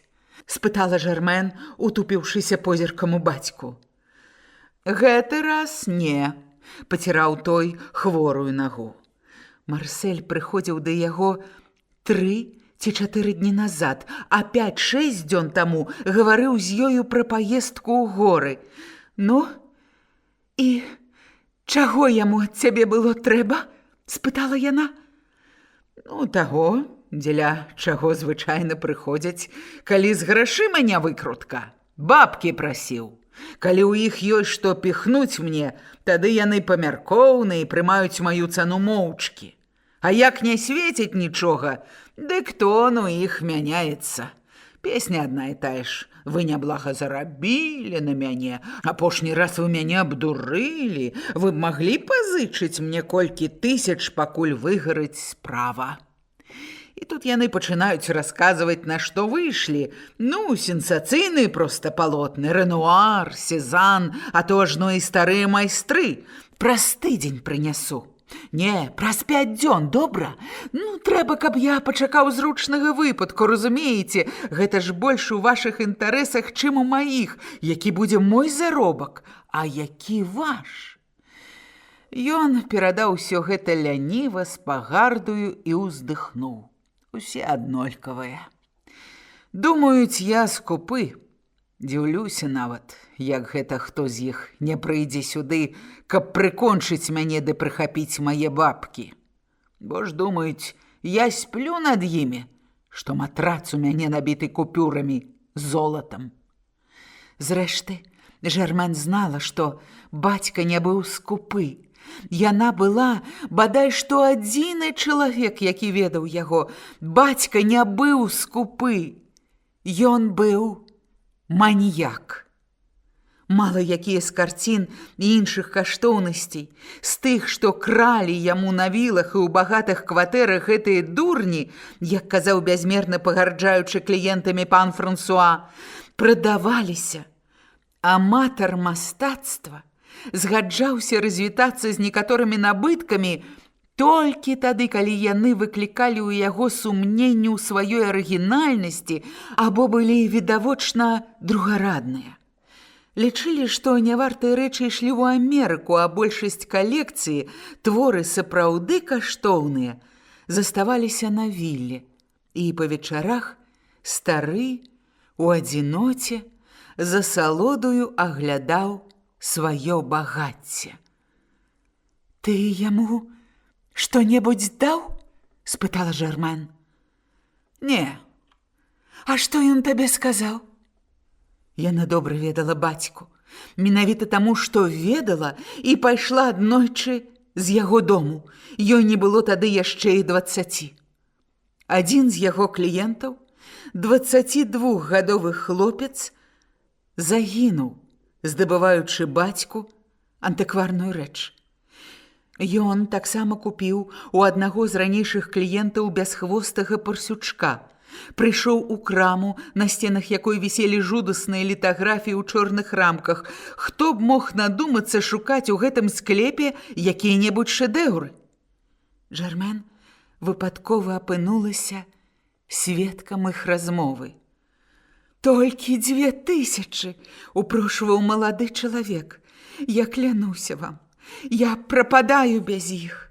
Моя сяброўка хворая, трэба рабіць аперацыю. Я не хачу пасылаць яе ў дзяржаўны шпіталь, вы разумееце?» Бацька ўздыхнуў. «Што ты мне прынёс апошні раз?» «Маленькага Матічэлі. Ну вы ж памятаеце, вы далі мне хіба толькі за адну раму. Я пытаўся пасля і ведаю, што карціна каштуе сама меней 100 000 франкаў. Але ж яе яшчэ трэба прадаць і не папасціся. Бачыш, дружок, а я таксама бедны чалавечак. Прынясі мне што-небудзь сур'ёзнае, і я заплачу табе як след. Я не настолькі багаты, каб строіць сябе філантропа». «Але ж гэта будзе толькі аванс», – прасіў малады чалавек. «За што аванс?» Ну, за тое, што я на днях прынясу, а ў цябе ёсць на прыкмеце што-небудзь вартае? Спытаў бацька. Ясна было, што не. Хлопец вагаўся, расчырванеўся. Ось калі б ты прынёс мне Мане, толькі аднаго маленькага Мане, сказаў бацька. І ў той час ён захапляўся Мане. У яго пастаянна было якоесьці галоўнае захапленне.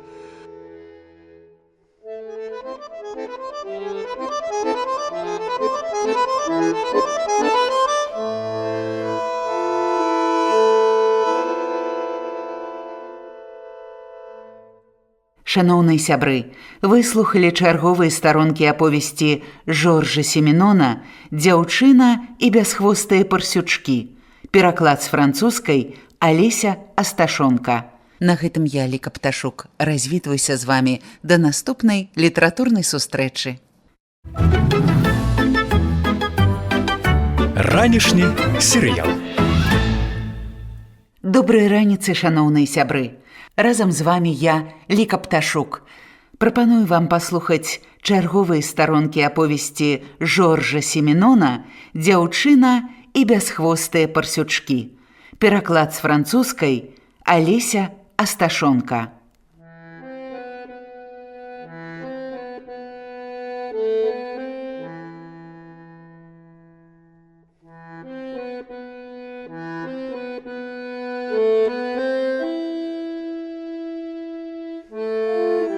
«Чаго яму ад цябе было трэба?» – спытала яна. «Ну, таго, дзеля чаго звычайна прыходзяць, калі з грашыма не выкрутка. Бабкі прасіў. Калі ў іх ёсць што піхнуць мне, тады яны памяркоўныя і прымаюць маю цану моўчкі. А як не свеціць нічога, дык тон у іх мяняецца. Песня адна і тая ж. Вы няблага зарабілі на мяне, апошні раз вы мяне абдурылі, вы б маглі пазычыць мне колькі тысяч, пакуль выгарыць справа». І тут яны пачынаюць расказваць, на што выйшлі. Ну, сенсацыйныя проста палотны, Рэнуар, Сезанн, а то ажно і старыя майстры. Праз тыдзень прынясу. Не, праз 5 дзён, добра? Ну, трэба, каб я пачакаў зручнага выпадку, разумееце? Гэта ж больш у вашых інтарэсах, чым у маіх. Які будзе мой заробак, а які ваш? Ён перадаў усё гэта ляніва, спагардую і ўздыхнуў. Усе аднолькавыя.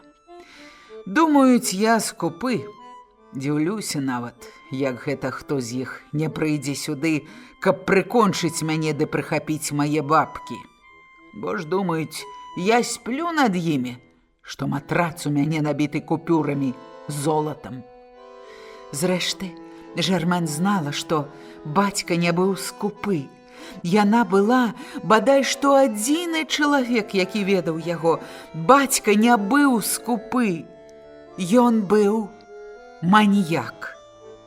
Мала якія з карцін і іншых каштоўнасцей, з тых, што кралі яму на вілах і ў багатых кватэрах гэтыя дурні, як казаў бязмерна пагарджаючы кліентамі пан Франсуа, прадаваліся. Аматар мастацтва згаджаўся развітацца з некаторымі набыткамі толькі тады, калі яны выклікалі ў яго сумненні ў сваёй арыгінальнасці або былі відавочна другарадныя. Лічылі, што нявартыя рэчы ішлі ў Амерыку, а большасць калекцыі, творы сапраўды каштоўныя, заставаліся на вілле. І па вечарах стары у адзіноце за салодаю аглядаў сваё багацце. «Ты яму што-небудзь даў?» – спытала Жермен. «Не. А што ён табе сказаў?»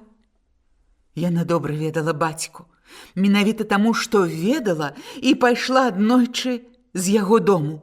Ёй не было тады яшчэ і 20. Адзін з яго кліентаў, 22гадовы хлопец, загінуў, здабываючы бацьку антыкварную рэч. Ён таксама купіў у аднаго з ранейшых кліентаў бясхвостага парсючка. Прыйшоў у краму, на сценах якой віселі жудасныя літаграфіі ў чорных рамках. Хто б мог надумацца шукаць у гэтым склепе якія-небудзь шэдэўры? Жармен выпадкова апынулася сведкам іх размовы. «Толькі 2000!» – упрошваў малады чалавек. «Я клянуся вам, я прападаю без іх. Мая сяброўка хворая, трэба рабіць аперацыю. Я не хачу пасылаць яе ў дзяржаўны шпіталь, вы разумееце?» Бацька ўздыхнуў. «Што ты мне прынёс апошні раз?» «Маленькага Мацічэлі. Ну вы ж памятаеце, вы далі мне хіба толькі за адну раму. Я пытаўся пасля і ведаю, што карціна каштуе сама меней 100 000 франкаў. Але ж яе яшчэ трэба прадаць і не папасціся. Бачыш, дружок, а я таксама бедны чалавечак. Прынясі мне што-небудзь сур'ёзнае, і я заплачу табе як след. Я не настолькі багаты, каб строіць сябе філантропа». «Але ж гэта будзе толькі аванс», – прасіў малады чалавек. «За што аванс?» «Ну, за тое, што я на днях прынясу. А ў цябе ёсць на прыкмеце што-небудзь вартае?» – спытаў бацька. Ясна было, што не. Хлопец вагаўся, расчырванеўся. «Ось калі б ты прынёс мне Мане, толькі аднаго маленькага Мане», – сказаў бацька. І ў той час ён захапляўся Мане. У яго пастаянна было якоесьці галоўнае захапленне. «А што там ёсць?» – спытаўся хлопец. «Яшчэ не ведаю. Ну, відаць, усяго патроху, але гэта нялёгкая справа прабрацца ўначы на выставу». «Ноччу яе сцерагуць». «Так», – адказаў хлопец, – «а электрычная сігналізацыя і процьма усялякіх новых штучак?»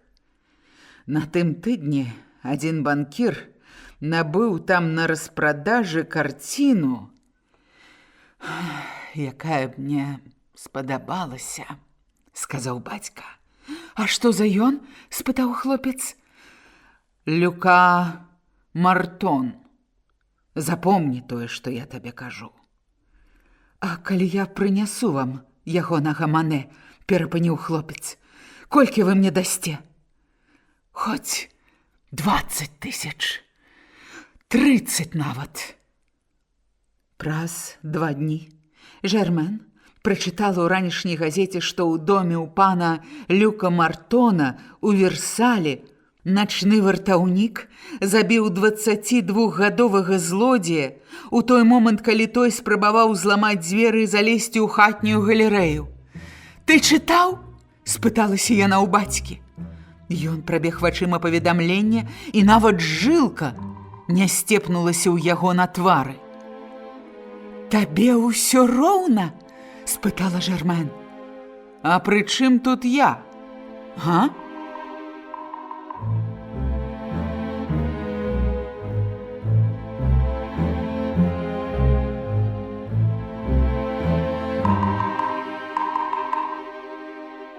Яна б многае магла яму сказаць, але маўчала.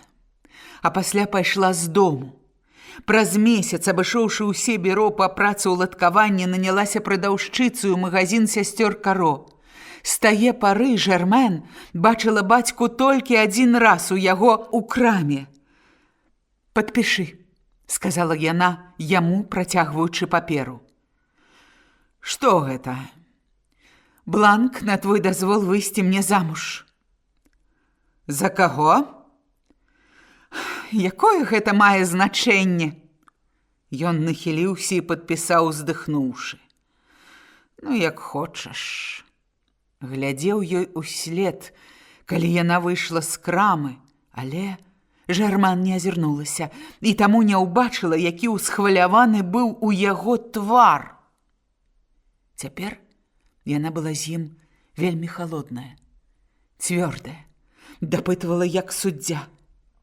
Што ты яму яшчэ сказаў? Як ніколі раней не магла яна забыць таго забітага ў Версалі хлопца, забітага за нейкія 30 000 франкаў. Куды ж гэтым разам паслаў бацька Марселя? Марсель, які меў патрэбу ў грошах толькі таму, што ажаніўся нядаўна і не мог адмовіцца ад задумы звазіць маладую жонку на адпачынак у горы. Нічога я яму не сказаў. Дамовіліся адно, што ён прынясе мне што-небудзь, і я дам яму грошы. Ён да цябе часта прыходзіў? Спытала Жермен. 5-6 разоў. За які час? За 3 гады. Заўсёды прыносіў неблагія штучкі, калі што выгарала. Ён у гэтым разбіраецца і не ўдаецца ў падрабязнасці. Цяпер Жермен зразумела, чаму, нібы насміхаючыся з самога сябе, як заўсёды гэта рабіў, калі казаў нешта сур'ёзнае, прызнаўся ёй Марсель. Шкада, што я не сустрэў цябе 3 гады таму. І тады яна падумала, што ён жартуе. Яна ўвогуле ніколі не прымала ўсур'ёз яго прызнанняў і шкадавала цяпер, што не зрабіла гэта тады. Я не які-небудзь жулік, сказаў ён ёй неяк. Яна зноў пачала распытваць бацьку. Апошнія месяцы ён прыходзіў? З год ужо, мусіць, як не быў. А цяпер я хачу ўсё-ткі, каб ты сказаў, што іменна ты ў яго папрасіў. Чуеш? Звычайны скупшчык крадзенага бярэ ўсё, што яму прыносяць, усё, што хоць нешта каштуе, што можна больш-менш лёгка прадаць. Але яе бацька быў незвычайны скупшчык, а чалавек, якога з'ядала маніякальная любоў да твораў мастацтва. Размаўляў з тым хлопцам, якога забілі, пра Мане. Гэта ж ён урэшце і паслаў няшчаснага на смерць у дом да банкіра. Адказвай, сказала Жермен. Цяпер я цікаўлюся перш за ўсё рэнуарам. Невялікімі штукамі, якія можна ўбачыць у любым музеі, а маленькімі рэнуарамі. Жаночымі галоўкамі, нацюрмортамі. Ёсць нацюрморты, такія, якія... Ты не сказаў яму, да каго ісці? Спытала Жермен. Здаецца, не? Падумай. Не, з Марселя можна без гэтага. Ён сам добра ведае, дзе ёй што вартае. Пачакай, я пазваню. Жермен заказала свой нумар. Ледзь пачуўшы Івэцін голас, задрыжала. Тая была ўсхваляваная. Думала, пэўна, што гэта званіў Марсель. Гэта ты? Слухаю. А нічога, цётка. А я б табе з радасцю добрае, што сказала, але, на жаль, нічога новага. Скажы мне вось што. Слухай, я тут кніжку захацела пачытаць, а знайшла толькі 2 том. Пармскі манастыр. Не ведаеш, куды ты першы том засунула? Гэта нагадала Жермен пра тое, што колькі дзён таму Марсель чытаў, лежачы разам з ёй у ложку, 2 том Пармскага манастыра. «Ты не вяртаешся?» – спытала Івэта. «Я думаю, што хутка. А кніга павінна быць у спальні. Там ёсць невялічкая палічка побач з ложкам. Дзякуй. Жадаю удачы». Паклаўшы трубку, Жермен ціха загаварыла сама з сабою. Пра бацьку, які хацеў легчы, ужо не думала. У газету званіць нельга. Калі яго яшчэ не ўзялі, гэта будзе небяспечна. Цікава, ці аддаў ён у рэдакцыю рэпартаж? Калі аддаў, значыцца, заставаўся на матчы да канца, да 11 гадзін, а пасля пісаў, заносіў у рэдакцыю ці перадаваў праз кагось. А ў гэтым разе яна зірнула на гадзіннік. 5:30. Яна ўжо прасядзела ў бацькі амаль паўгадзіны, а лічыльнік у таксі з'ядаў паціху грошы, якіх і так не было, толькі пра гэта яна не думала. Рэнуары. Пачала была яна, хочучы спытацца, дзе цяпер ёсць малыя рэнуаравы творы.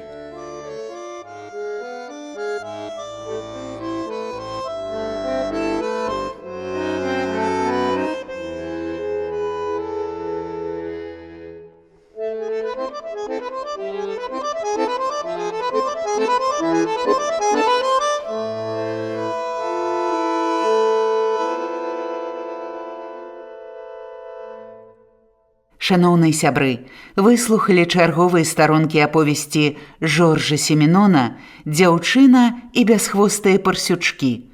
Пераклад з французскай Алеся Асташонка. На гэтым я, Ліка Пташук, развітваюся з вамі да наступнай літаратурнай сустрэчы. Ранішні серыял. Добрай раніцы, шаноўныя сябры. Разам з вамі я, Ліка Пташук. Прапаную вам паслухаць чарговыя старонкі аповесці Жоржа Семенона «Дзяўчына і бясхвостыя парсючкі». Пераклад з французскай Алеся Асташонка.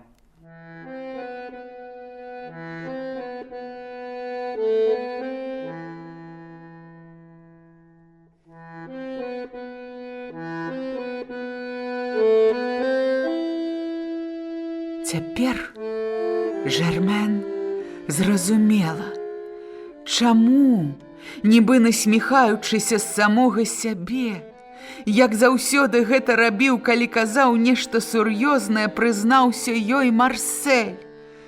Шкада, што я не сустрэў цябе 3 гады таму. І тады яна падумала, што ён жартуе. Яна ўвогуле ніколі не прымала ўсур'ёз яго прызнанняў, і шкадавала цяпер, што не зрабіла гэта тады. «Я не які-небудзь жулік», – сказаў ён ёй неяк. Яна зноў пачала распытваць бацьку. Апошнія месяцы ён прыходзіў? З год ужо, мусіць, як не быў. А цяпер я хачу ўсё-ткі, каб ты сказаў, што іменна ты ў яго папрасіў. Чуеш?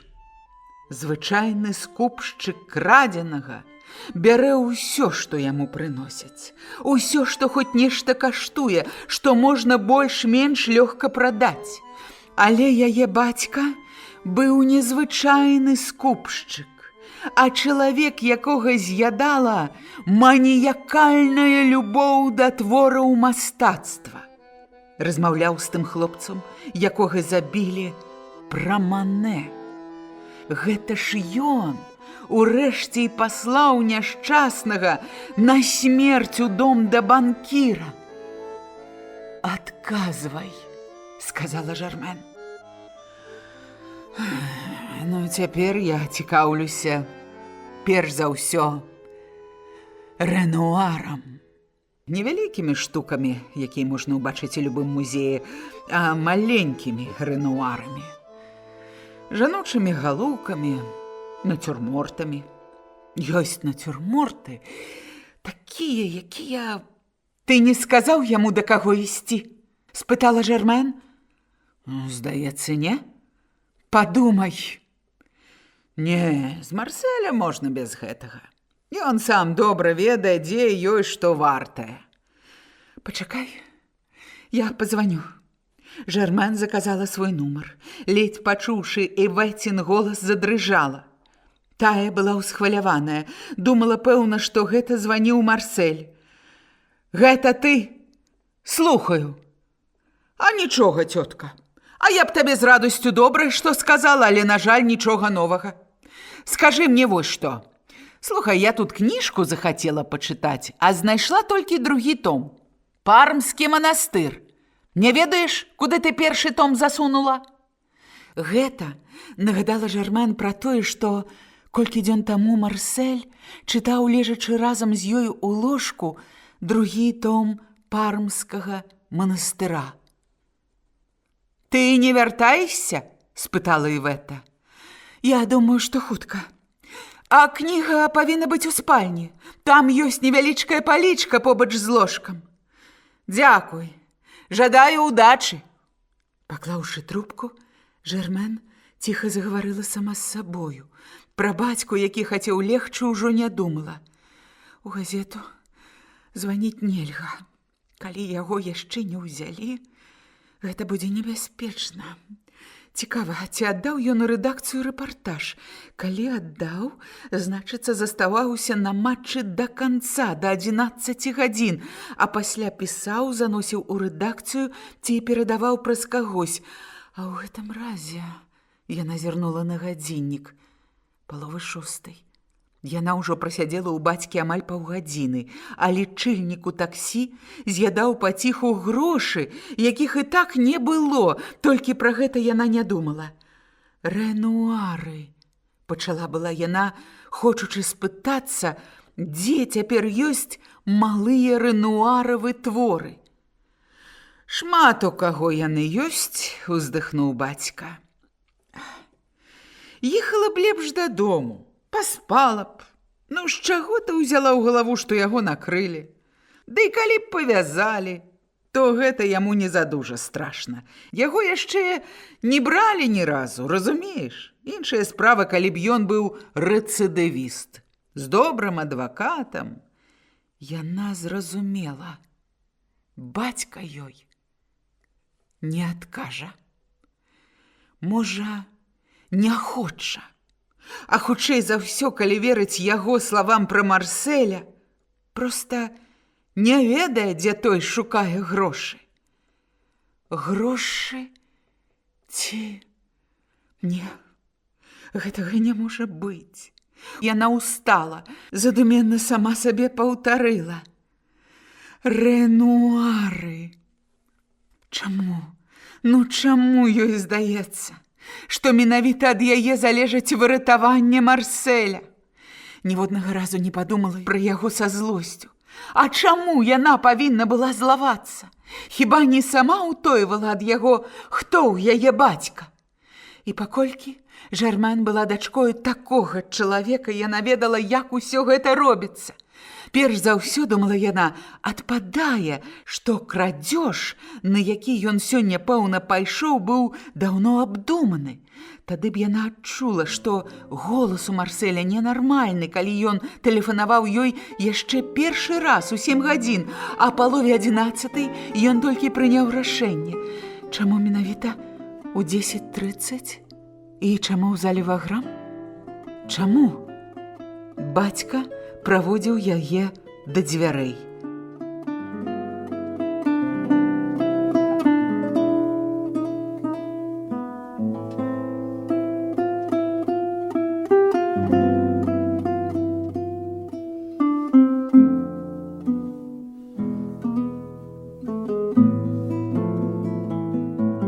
«На вуліцу Каленкур», – сказала яна шафёру на вуліцы. Усё яшчэ ішоў дождж, па-ранейшаму дробны. Было холадна і ў таксі. Акно да канца не зачынялася. Марсель, як і большасць бацькавых кліентаў, мусіць дзейнічаць хіба што ў пустой кватэры. Так лягчэй. У Парыжы прыслуга амаль заўсёды кладзецца спаць не ў саміх апартаментах, а на 7 ці 8 паверхах, дзе ёй адведзены пакоі. Але хлопец, якога ў Версалі забіў вартаўнік, памыліўся. Яна зноў і зноў міжволі вярталася да пачатку. Ён пазваніў другі раз а палове 11.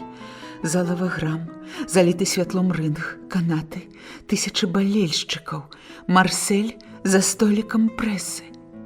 Напэўна, ідэя прыйшла яму ў галаву там.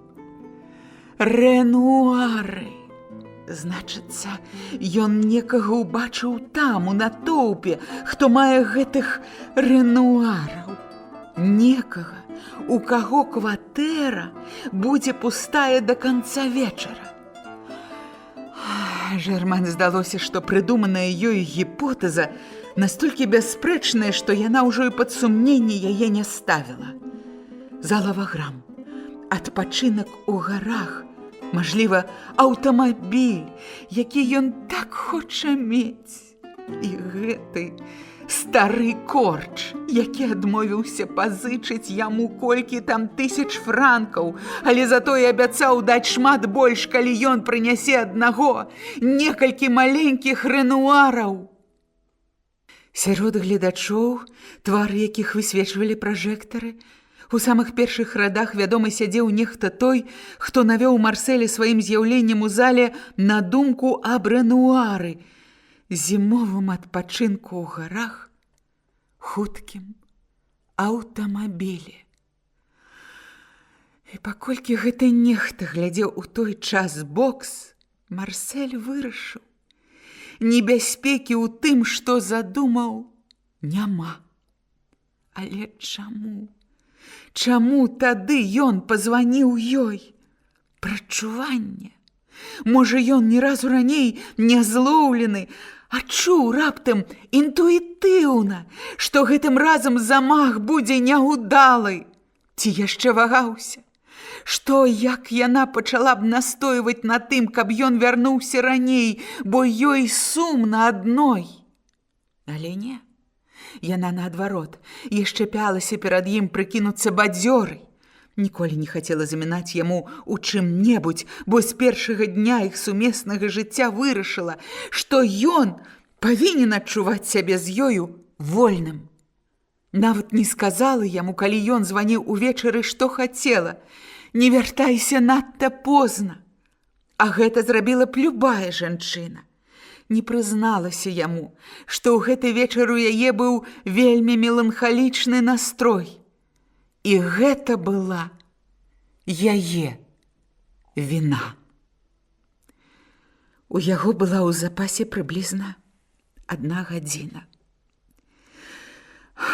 Куды ж ён пайшоў? Куды? У які квартал? А як жа з ключом? Звычайна, гэта праблема, вырашэнне якой патрабуе часу. Трэба дастаць ключ ад кватэры, зрабіць злепак і ўжо з яго сам ключ. Часу ў Марселя на гэта не было. Жэрман была ў тым упэўнена. Ёй хацелася верыць, што ён нічога загадзя не падрыхтаваў. Цэлы ж год не быў у яе бацькі. Так ці інакш, адчуў Марсель агіду да гэтага занятку ці не, але ён захацеў змяніць сваё жыццё. Доказ той, што ажаніўся з ёю. А можа, ён зрабіў гэта толькі дзеля таго, каб цягнула на новыя замахі, бо пачаў баяцца, што зловіць. Бывае і такое. Калі ўдаюцца 3-4 буйныя пакражы, злодзей раптам не можа саўладаць са страхам. Тады ён звычайна кажа сабе, што дагэтуль проста ішла дзікая лафа, што гэта не можа працягвацца бясконца, і ўжо наступным разам прыйдзецца за ўсё заплаціць. Небяспечны стан. Калі менавіта ў гэты час ён надумае распачаць свой ранейшы занятак. І вось тады яго і накрываюць, бо няма ўпэўненасці, падводзіць нядбаласць, падстаўляюцца па-дурному, гараць на якойсьці ідыёцкай драбніцы. Пазваніць у паліцыю яна не магла. Газеты з'явяцца толькі праз гадзіну. Яна ўжо ўяўляла, як ён сядзіць у паліцэйскім участку, у кабінеце ў якога-небудзь інспектара на допыце. Гальштук, рэмень, шнуркі з чаравіка ўжо адабралі, а то раптам бачыла яго ў бальніцы. Але толькі не ў трупярні. Толькі гэтае слова, адно з усіх, што з'яўляліся ў яе ў думках, выклікала жаданне крычаць «Рэнуары!». Цікава, Ёй здавалася, што варта яшчэ крышачку напружыцца, і яна разгадае праўду. Чаму імя Рэнуара, карціны мастака былі ёй, вядома, знаёмыя, развярэджвала памяць, падказвала нешта звязанае з Марсэлем, штосьці пачутае зусім нядаўна. Больш таго, яна магла паклясціся, што менавіта Марсель прамовіў перад ёю гэтае імя. Але калі? Дзе? З якой нагоды?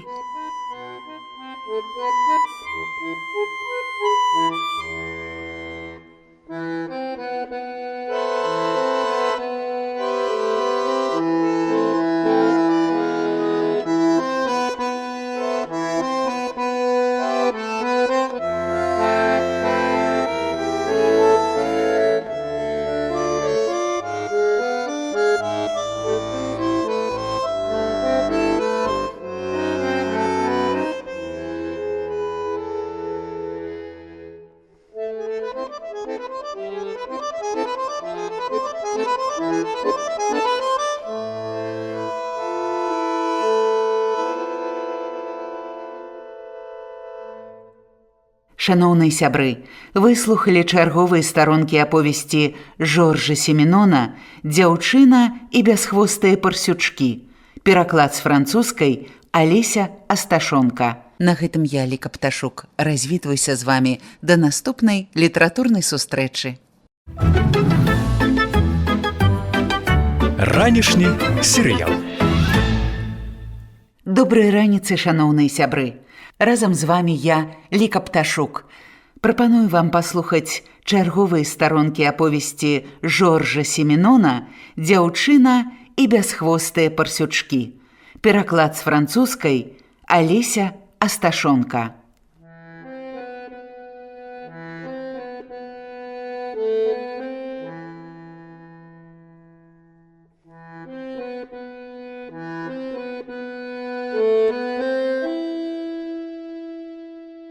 Чаму тады ён пазваніў ёй?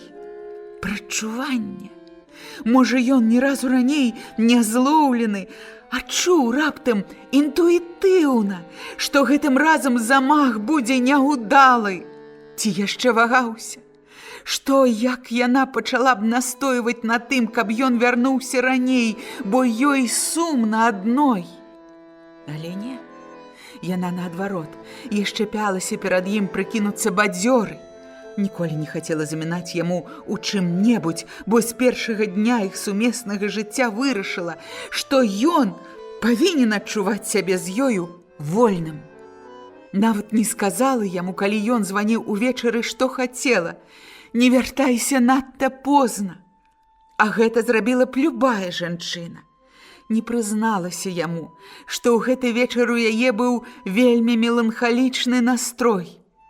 І гэта была яе віна.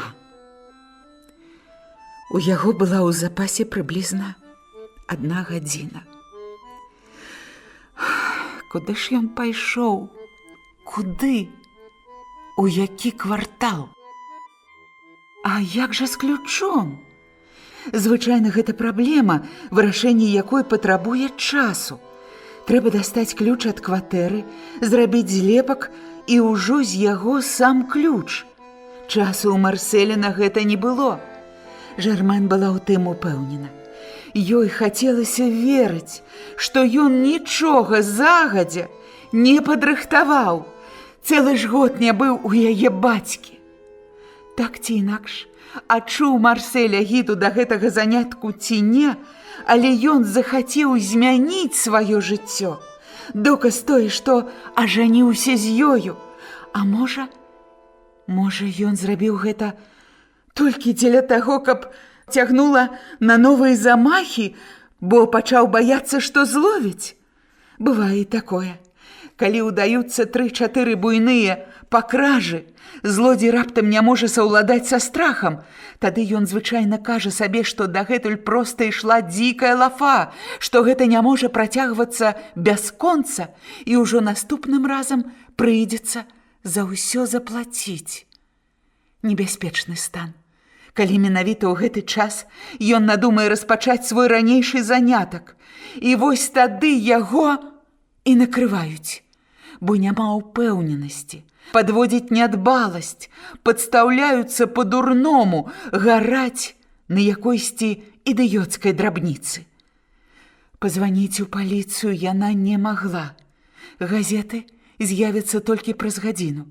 Яна ўжо ўяўляла, як ён сядзіць у паліцэйскім участку, у кабінеце ў якога-небудзь інспектара на допыце. Гальштук, рэмень, шнуркі з чаравікаў ужо адабралі, а то раптам бачыла яго ў бальніцы. Але толькі не ў трупярні. Толькі гэтае слова, адно з усіх, што з'яўляліся ў яе ў думках, выклікала жаданне крычаць «Рэнуары!». Цікава, ёй здавалася, што варта яшчэ крышачку напружыцца, і яна разгадае праўду. Чаму імя Рэнуара, карціны мастака былі ёй вядома знаёмыя, развярэджвала памяць, падказвала нешта звязанае з Марсэлем, штосьці пачутае зусім нядаўна. Больш таго, яна магла паклясціся, што менавіта Марсель прамовіў перад ёю гэтае імя. Але калі? Дзе? З якой нагоды? Таксі спынілася, і Жермен убачыла святло ў вокнах сваёй кватэры. Пачала шукаць у сумачцы кашалёк. Грошай было вельмі мала. Пра ўсё ж думала раней, толькі не пра гэта. «Пачакайце мяне, калі ласка. Хвілінку. Я падамуся, вазьму грошы». Пабегла па лесвіцы. Чырванела пры адной толькі думцы, што аддала учора шпалершчыку ўсе грошы, якія толькі мела. «Слухай, Эветачка, дарагая». Ёй было сорамна, як ніколі яшчэ ў жыцці. І Вета, якая, каб адчуць сябе ямчэй, раздзелася да камбінацыі, чытала, лежачы на канапе ў зале. «У цябе ёсць грошы?» «Многа трэба?» – спытала Івета. «Не, за таксі заплаціць, не ведаю колькі. Марселя няма, а ў яго ўсе нашы грошы». Івета пашукала, дастала 400 франкаў. «Думаеш, хопіць?» – спытала яна. «Ага, так, здаецца». Жермен спусцілася ўніз, размаўляючы сама з сабою. Рэпеціравала размову з шафёрам. Якую ж страшэнную спляжанасць адчувала яна сёння ў душы. Быццам перад усім светам была вінаватая. Паволі паднялася наверх. Стамілася ўжо, цяжка дыхала. Івета надзела сукенку і з капелюшом у руцэ ішла да дзвярэй. «Ну, думаю, я табе больш не патрэбна?» Жермен хацела сказаць, што наадварот, што яна неабходная, што ёй страшна заставацца тут адной, але не асмелілася. «Дзякуй табе, Іветачка. Прабач яшчэ раз. Праўда, ты можаш зрабіць мне яшчэ адну паслугу. Калі я у 8 не прыйду ў магазин, будзь ласкавая, скажы тады патранэсам, што я кепска сябе адчуваю, з'яўлюся пазней, а можа і зусім мяне не будзе, добра?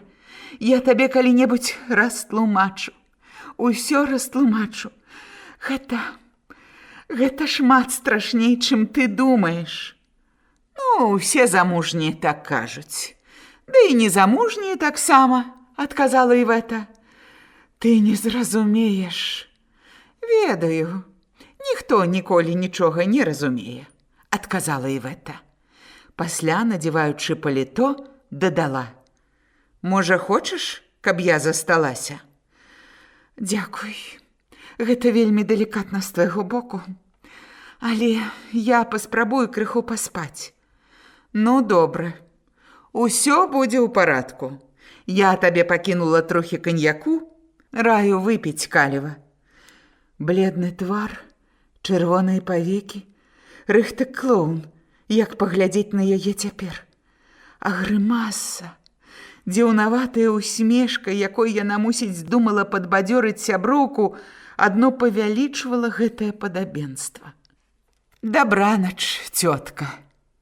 Жармен ледзь ужо была не паклікала Івету назад, бо толькі засталася адна, здалося, што яе кліча Марсель, які меў дзесьці патрэбу ў ёй і чакаў жончынай дапамогі. Але дзе? Дзе? Праз паўгадзіны развіднела. Зазіхацелі дахі дамоў. З усіх гарадскіх комінаў пацягнуўся ў неба дымок. Ажывалі вуліцы, пад'езды, пайшлі аўтобусы.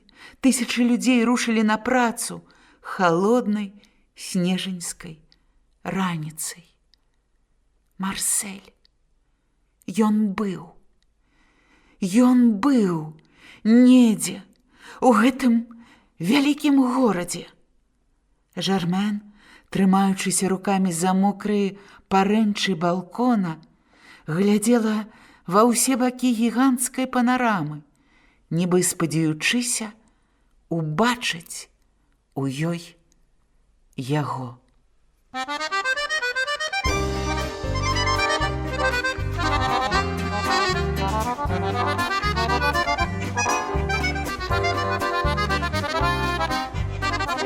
Раздел 3. Вялікая сэурская ваза і графінін дзядзька. Палова 8 раніцы. З балкона бачны быў грузавічок паштовай службы, які развозіў газеты і спыніўся цяпер каля шынка насупраць іх дома. Шафёр у скураной кепачцы выйшаў на тратуар з тоўстым стосам пошты. Жармен збегла па лесвіцы з непакрытую галавою. Брамніцы якраз мыла калідор. Жармен яшчэ мала ведала гэтую крыху касавокую жанчыну. Вось ужо з месяц, як яна ўлашчвала кансьержку, у Парыжы з імі трэба ладзіць. У брамніцы, можа таму, што яна касавурыла, позірк быў поўны падазрэння. «Сёння ноччу да вас, здаецца, прыходзілі?» – спыталася яна. «Я званіла вам 3 ці 4 разы. У вас усё ў парадку, га?» Ёсць людзі, якія проста чуюць бяду. Вось і гэтая жанчына. Яна была такая. Нельга нічым выдаць сябе. Жармен, падабраўшыся, адказала з усмешкаю. А гэта муж паслаў дадому сакратарку з рэдакцыі перадаць мне, што тэрмінова адбываю ў Лондон. Там сёння сур'ёзны матч. Марселя паслалі ў самы апошні момант. Мне трэба было давесці ў рэдакцыю яго рэчы. Дык добра. А то я падумала, што ў вас хто-небудзь захварэў. Жармен выйшла на вуліцу, купіла газету. Зайшла ў бар і, нязмушана гартаючы газету, выпіла кавы і з'ела рагалік. Матч у зале Ваграм. Рэпартаж на 3/4 калонкі, падпісаны Марселем Бланам. Гэта зрабіла на яе такое ўражанне, быццам яна атрымала ліст ад чалавека, які ўжо даўно памёр, ці ўбачыла яго раптам у кінахроніцы. Але не, Марсель не памёр. Яна з'ядае яшчэ 3 рагалікі. Ёй сорамна, што так шмат есць уранку, але яна галодная. 4 рагалікі. Прачытаўшы рэпартаж, Жармен адразу зразумела, што напісаны ён не Марселевай рукою. Ёсць нешта ў гэтых радках неўласцівае яму, пабудова асобных фраз, выразы, словы. Ёй вядома, што час ад часу журналісты робяць адзін аднаму такія паслугі, пішуць за калегу і пасылаюць у газету патрэбны матэрыял. Вярнулася ў кватэру. Глынуць, каб узбадзёрыцца каньяку? Айвет, аказваецца, выпіла амаль усю бутэльку. Жармен заўсёды падазравала, што сяброўка не грэбуе спіртным. Яна дапіла рэшту і выпрасталася на канапе. Забалелі ныркі. За тое, што выпіла, было сорамна яшчэ больш, чым за жудасны апетыт. але яна заснула. У газеце не было паведамлення ні пра які кватэрны ўзлом, ні пра іншае здарэнне, якое магло б датычыць мужа. Але гэта нічога яшчэ не значыла. Не кожная ранішняя газета паспявае паведаміць пра ўсе начныя здарэнні, а тут яшчэ яна чытала тую, у якой працуе сам Марсель. 10 гадзін. Тэлефон маўчаў. Праз паўгадзіны на вялікіх бульварах пачнуць прадаваць дзённыя газеты. Жарман апранулася, і хоць яна і выпіла ўсяго толькі 2-3 глыткі каньяку, адчуванне было такое, як пасля сапраўднай гулянкі. І як гэта Іветта магла выпіць ажно 3/4 бутэлькі? Так у кошальку трохі меней за 100 франкаў. Не густа, але ўсё ж яна ўзяла таксі. Купіла ў вулічнага гандляра газету. Ногі зрабіліся проста ватныя. Яна і праўду была п'яная, і гэта нагадала ёй адзін вечар, калі яны былі разам з Марселем у гасцях і выпілі лішняе. Зайшла ў кафэ Мазарыні. І вось там раптам убачыла на першай старонцы газеты тое, што шукала. Няўдалы напад на кватэру графа Ньёля.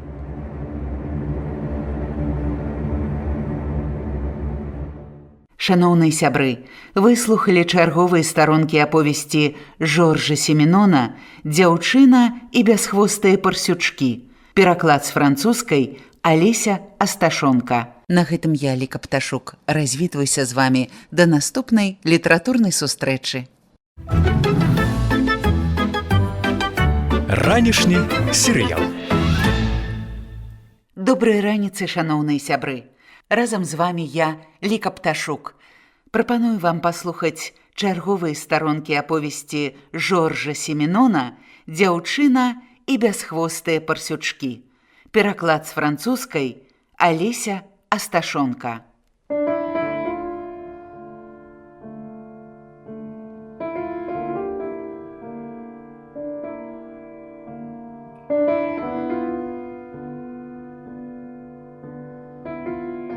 Жармен выйшла на вуліцу, купіла газету, зайшла ў бар і, нязмушана гартаючы газету, выпіла кавы і з'ела рагалік.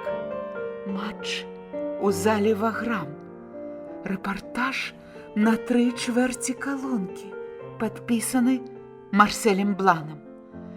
Гэта зрабіла на яе такое ўражанне, быццам яна атрымала ліст ад чалавека, які ўжо даўно памёр, ці ўбачыла яго раптам у кінахроніцы.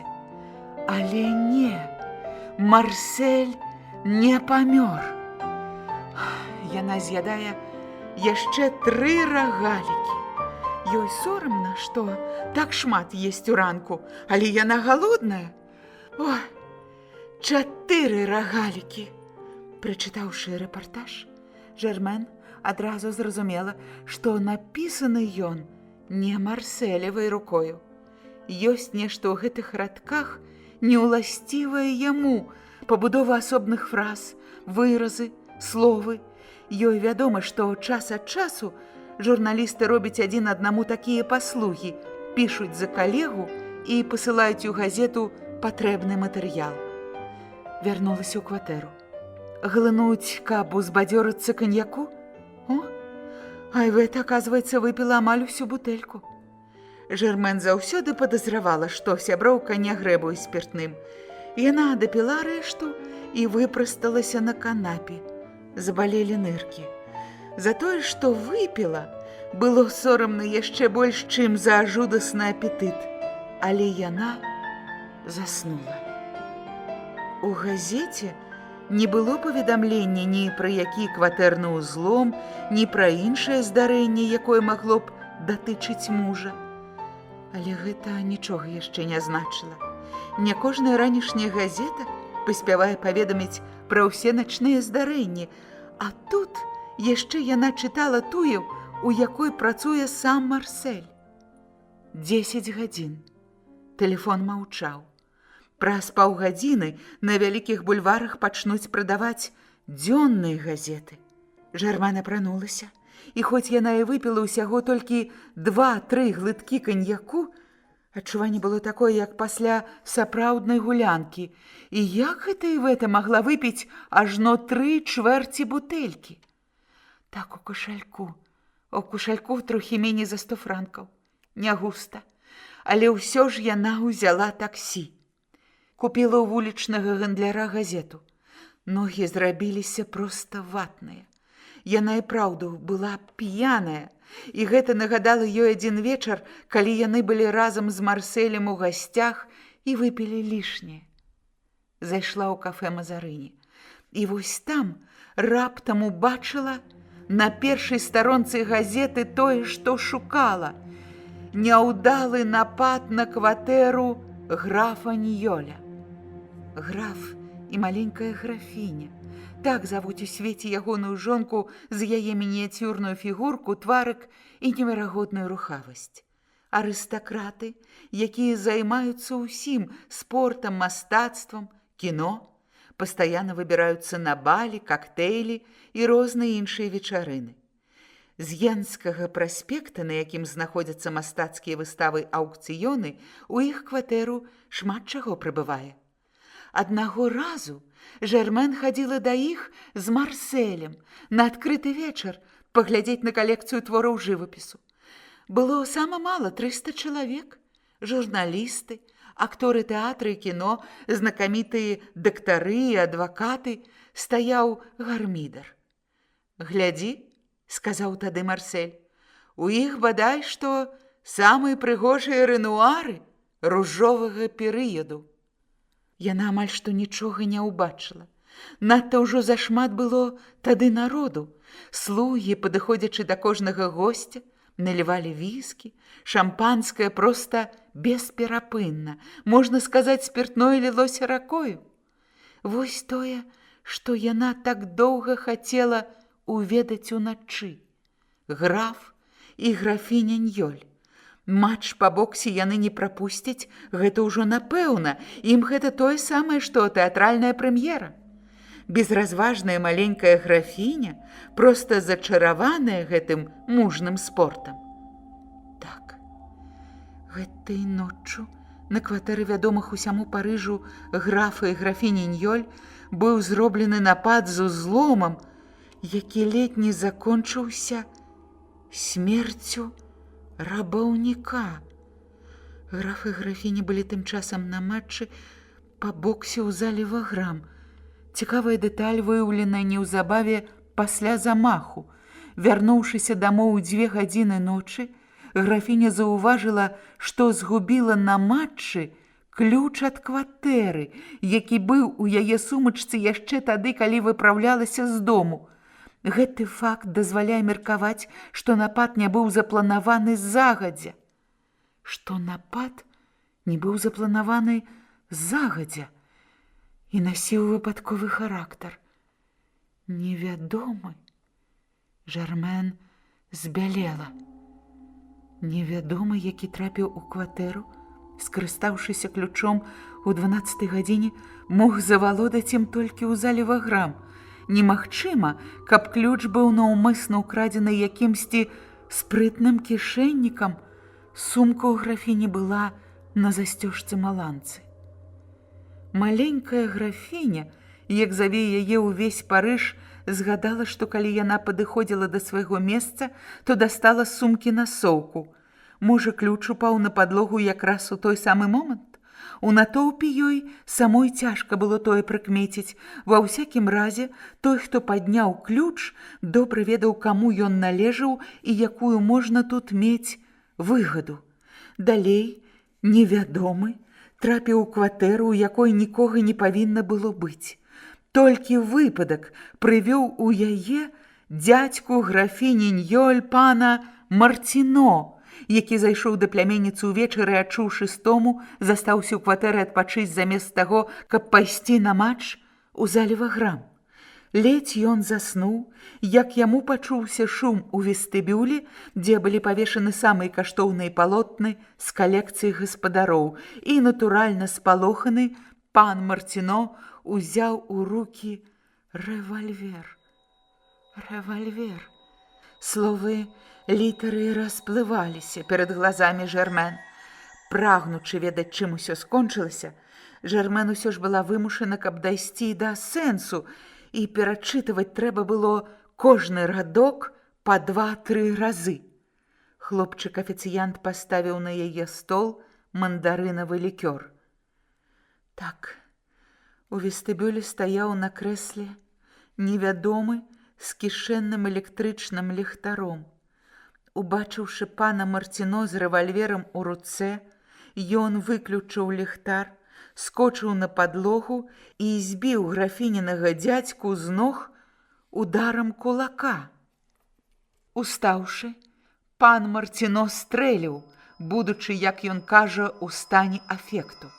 А куля выпадкова трапіла ў злодзея, бо і на дыване, і на лесвіцы былі знойдзены сляды крыві. Наколькі цяжка быў ранены нападчык, немагчыма меркаваць аб гэтым цяпер, але бясспрэчна яго арышт – пытанне самага блізкага часу. Вечарам вы, напэўна, ужо даведаецеся пра тое. Пан Марціно, чалавек у гадах, да таго ж яшчэ і збянтэжаны незвычайным здарэннем, не мог дагнаць злодзея. Напэўна, ім быў або дэбютант у гэтай справе, або аматар-выпадковец, але толькі не рэцыдывіст-прафесіянал. На гэтую думку наводзіць той факт, што шум, які пачуў дзядзька маленькай графіні, быў выкліканы падзеннем вялізнай сэўрскай вазы, рэчы сапраўды гістарычнай, вельмі вялікай каштоўнасці, датуецца яна напалеонаўскай эпохаю. Стаяла ваза пад адмысловай карцінай Рэнуара ружовага перыяду «Купальшчыца», якую, бадай, усхваляваны прафан няўдаліца выпусціў з рук, ледзь зняўшы. Вось і ўсе нашы здагадкі, якімі мы можам падзяліцца з чытачом. Але ў зале Ваграм было, заўважым, некалькі тысяч гледачоў і... Жермен машынальна выпіла лікёр, склала газету і паклала яе ў сумку. Нягледзячы на ўсё, што здарылася, вочы ў яе, калі яна выходзіла з кафэ, свяціліся радасцю.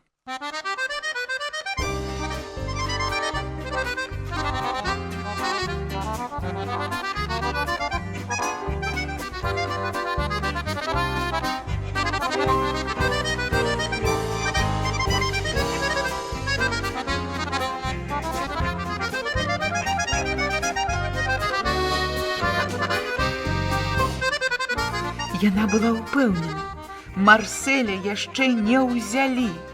Яна хвалявалася і таму яшчэ, што некалькі гадзін назад сама аб усім здагадалася. Яна прайграла загадзя ў сваім уяўленні усю гэтую гісторыю, дзякуючы толькі званку Марселя а палове 11 і знойдзенаму ў кішэні ў мужавым паліто бясхвостаму фарфораваму парсючку. Яна ўжо бачыла і постаць невядомай тады яшчэ ёй арыстакраткі, якая ўпусціла ключ і пра Рэнуара згадала. Сама. А што больш за ўсё было ёй прыемна ўведаць, дык гэта тое, што ён быў няспрытны. Выпусціў карціну на сэўрскую вазу. А можа, рукі ў яго дрыжалі. Ва ўсякім разе яму было страшна. Ён паводзіў сябе быццам пачатковец або нявопытны дылетант, які кажа сабе яшчэ раз, толькі раз. Кажа гэта сабе, адчуваючы, што бярэцца не за сваю справу, што і праўда не будзе больш ёю займацца. «Ідыёт!» – ледзь чутна сказала яна сама сабе ў натоўпе, калі выйшла на вялікі бульвар. Але дарагі ёй ідыёт! Што ён рабіў паранены на вуліцы, пакідаючы за сабою сляды крыві? Трэба было адбегчы ад дома графа Ньёля. Толькі б ён не дадумаўся ўзяць таксі, Тады ж яго непазбежна знойдуць. Паліцыя ж, вядома, апытае ўсіх шафёраў таксі. Ужо апытвае, але нават усхваляваны Марсель мусіў быць хітрэйшы.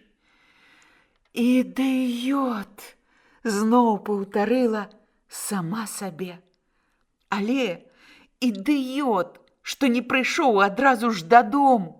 Яна дагледзела яго, вядома ж, знайшла б знаёмага доктара, любога доктара, які б перавязаў яго і зрабіў усё неабходнае, не выдаючы паліцыі. Каго хочаш, можна знайсці, як спатрэбіцца. Напэўна, яму было сорамна перад ёю. Урэшце я не які-небудзь жулік. Зноў успомніла яна яго словы. Ідучы, Жермен размаўляла з Марселем. І ні разу яшчэ не была яна з ім такая лагодная. Гэты хлапчук, але нягодны хлапчук, што так гарэзліва усміхаўся, меў цяпер як ніколі патрэбу ў ёй. Яго трэба было выцягнуць з бруднай гісторыі, у якую ён трапіў. Ідыёт. Так, хлапчук смелы на словах, нават у нейкіх учынках, але зусім яшчэ баязлівы ў душы.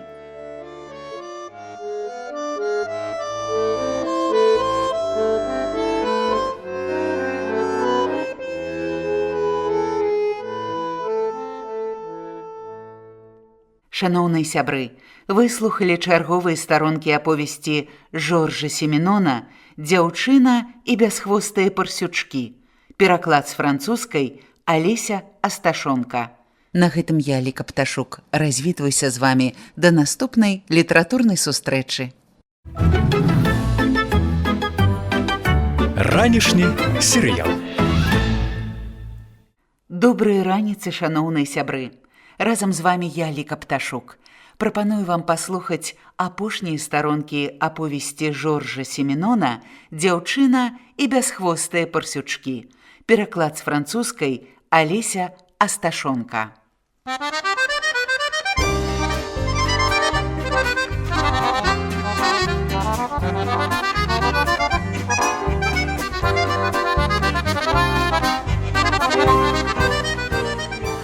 «Ідыёт!» ледь чутно сказала яна сама сабе ў натоўпе, калі выйшла на вялікі бульвар. Але дарагі ёй ідыёт! Што ён рабіў паранены на вуліцы, пакідаючы за сабою сляды крыві? Трэба было адбегчы ад дома графа Ньёля. Толькі б ён не дадумаўся узяць таксі. Тады ж яго непазбежна знойдуць. Паліцыя ж, вядома, апытае ўсіх шафёраў таксі. Ужо апытвае, але нават усхваляваны Марсель мусіў быць хітрэйшы.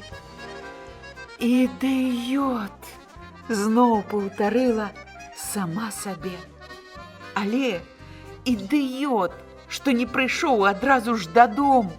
Яна дагледзела яго, вядома ж, знайшла б знаёмага доктара, любога доктара, які б перавязаў яго і зрабіў усё неабходнае, не выдаючы паліцыі. Каго хочаш, можна знайсці, як спатрэбіцца. Напэўна, яму было сорамна перад ёю. Урэшце я не які-небудзь жулік. Зноў успомніла яна яго словы. Ідучы, Жермен размаўляла з Марселем. І ні разу яшчэ не была яна з ім такая лагодная. Гэты хлапчук, але нягодны хлапчук, што так гарэзліва усміхаўся, меў цяпер як ніколі патрэбу ў ёй. Яго трэба было выцягнуць з бруднай гісторыі, у якую ён трапіў. Ідыёт. Так, хлапчук смелы на словах, нават у нейкіх учынках, але зусім яшчэ баязлівы ў душы. Хацеў, пан такі, звазіць яе на адпачынак у горы, пакатаць на аўтамабілі. А яна і не пярэчыла, не заікнулася нават. А адкуль жа мы возьмем на гэта грошы? Усміхалася адно, а трэба ж было сказаць, ты з глузду з'ехаў, дурненькі. Пра гэта падумаем неяк пазней, а пакуль што пішы свае рэпартажы пра бокс ды рэгбі. Вядома, уначы яна не памылілася, калі адчула раптам, што ён яе кліча. Як яна была яму тады патрэбная, толькі духу ў яго не хапіла паклікаць яе на дапамогу. Пан вельмі горды, з'едліва сказала яна сама сабе. Ну і дурань, ну і ідыёт, але ж які дарагі ёй. Дагэтуль яшчэ не набраўся розуму. Толькі ж не застаўся ён на вуліцы на ўсю ноч. Дзе ж ён мог спыніцца, каб прывесці сябе ў парадак? Ці ж думаў ён пра тое, што перажывае цяпер яна? Ну, вядома, мабыць, уяўляе яе ўсю ў слязах.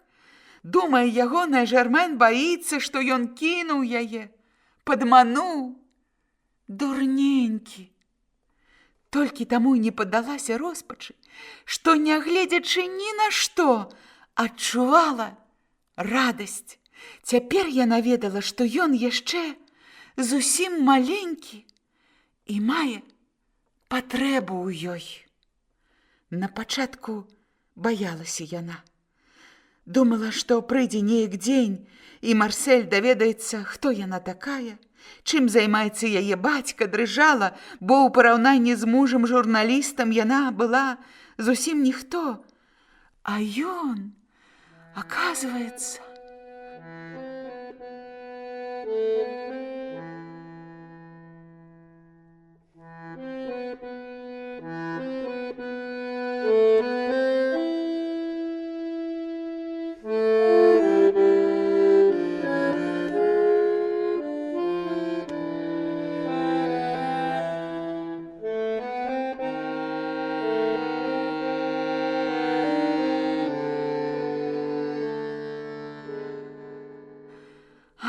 Яна ішла і ўсё яшчэ думала, толькі ўжо старалася не гаварыць сама з сабою, бы старая дзеўка. Трэба было спяшацца, каб паспець Марселю на выручку. Хто-небудзь мог прыкмеціць яго ў зале ваграм якраз тады, калі ён падбіраў з падлогі ключ маленькай графіні. Так, цяпер ужо роўна гадзіна, як Марсель павінен быў з'явіцца ў рэдакцыі. Яна зноў зайшла ў кафэ. Боже мой, і тут мандарынавы лікёр. Падышла да тэлефона, набрала нумар. Алло, мадемуазель, а будьце так ласкавы, дайце мне рэдактара. А гэта пані Блан. Так, спакойна, не хвалявацца. Жермен не ведала, ці правільна яна рабіла, што званіла, але трэба было захоўваць абсалютны спакой. Алло, пан Манш? А гэта пані Блан. Муж просіць у вас прабачэння. Калі ён вярнуўся ноччу, пасля таго, як паслаў вам рэпартаж, я ўжо чакала яго з тэлеграмай ад цёткі з правінцыі. У яе толькі што памёр муж. Марсель выехаў першым ранішнім цягніком. Некалькі дзён яго не будзе. Яна адчувала уздым усіх сваіх сіл. Пазваніўшы рэдактару, адразу ж згадала пра Жуля. Марсель двойчы прыязджаў разам з ім у Марсанг. Гэта быў доктар. Ён атрымаў дыплом яшчэ летась, але каб практыкаваць самому яму не хапала яшчэ грошай, і ён служыў нарыхтоўшчыкам лекаў у вялікай аптэцы на Севастопольскім бульвары. Высокі кашчавы хлопец з крыху падобным на конскі тварам і кучаравымі, усё роўны як у херувімчыка светлымі валасамі, што так не адпавядалі яго фізіяноміі. Так, трэба было знайсці яго, а яна нават прозвішча яго не помніла і адраса ніколі не ведала. Узяла таксі, а ў кашальку толькі 100 франкаў. Ды ідзе там, частку гэтай сумы растраціла ўжо ў кафэ. А што заставалася рабіць, калі час быў такі дарагі?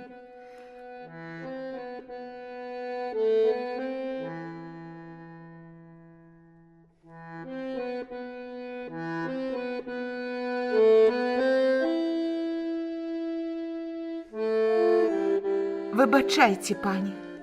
Я хотела поговорить с месье Жулем. А вы ведаете, высокий блондин. Часто бываю в этом районе. А, доктор Белуар. Але, а кучаравы блондин с вялікім носом. Адрес ёй даваць не хотели. Сёння раніцай доктор не прыходзіў і не тэлефанаваў. Прыходзьце пасля обеду, можа з'явіцца. Не, мне трэба бачыць яго цяпер. А я яго стрыечная сястра. Я толькі што прыехала ў Парыж, а ён мяне падвёў. Павінен быў чакаць на вакзале. Шушуканне і нарэшце. Но калі вы на самай справе яго кузіна, ды клянуся вам, мой бацька ягоны вуліцы Монсеніс 246.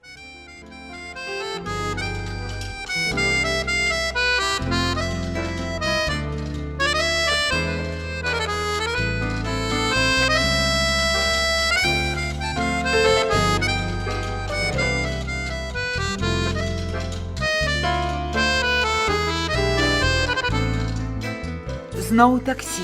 Яна праехала ўверх па Манмартры да сабора Сан-Крэтэр. Заплаціла 15 франкаў. Дзіўны двор. Усё адно як на вясковай ферме. У глыбіні невялікая двухпавярховая будыніна. На першым паверсе жыве сталяр. Прабачце, а дзе тут можна знайсці пана Белуара? На другім паверсе. Яна паднялася, пастукала ў зашклёныя дзверы. Званка не было. «Што там такое?» – крыкнуў нехта незнаёмы. «Гэта я!» – холодна адказала яна. Чаканне, асцярожныя крокі. Нарэшце да шкла прыціснуўся конскі твар марсэлевага сябра.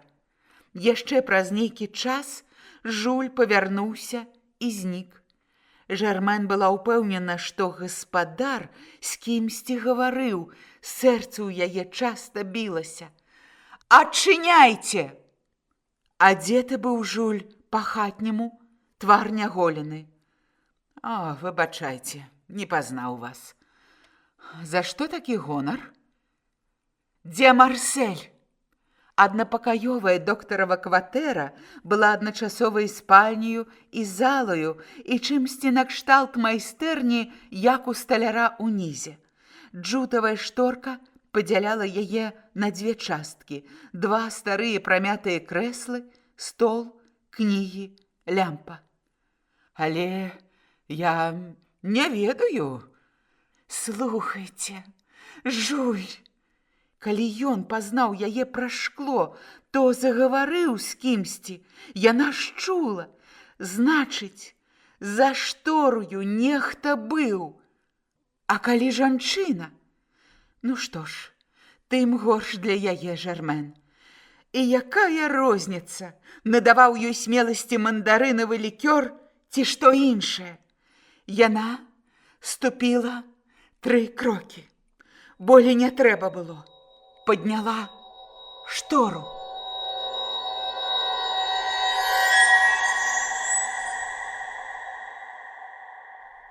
За ёю стаяў Марсель.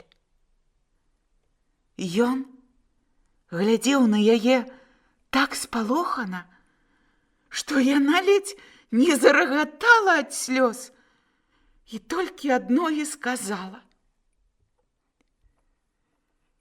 «Ідыёт! Ідыёт!» І вось яна ўжо і плакала, і смяялася. Яна не асмельвалася дакрануцца да яго, бо быў вельмі бледны, і грудзі былі шчыльна перавязаны. Ён прыкметна раздаўся. Ты думаешь? Хитрый, дорогая, идиот. Слухай, дорогая, я клянуся табе, але спачатку ты адразу ж вернешся дамоў. Ён не дасць. Хто? Жуль? Доктар выйшаў, каб не замінаць ім на лесвічную пляцоўку. Там яму, мусіць, холадна было ў адной кашулі. Кляніся, што, пачала яна, не трэба. Я і так, а чаму раптам? Сама разумееш, прызнайся, што было страшна. Ён адвярнуўся ад выбеленай сцяны. Было. Прасіў мяне прабачэння. Даруй. Скажы, што ніколі больш не будзеш гэтага рабіць. І што я буду хадзіць з табой на ўсе матчы па боксе. Разам. Згодзен. А калі я яшчэ раз знайду ў тваёй кішэні бясхвостага парсючка, і толькі тады яны загаварылі сур'ёзна.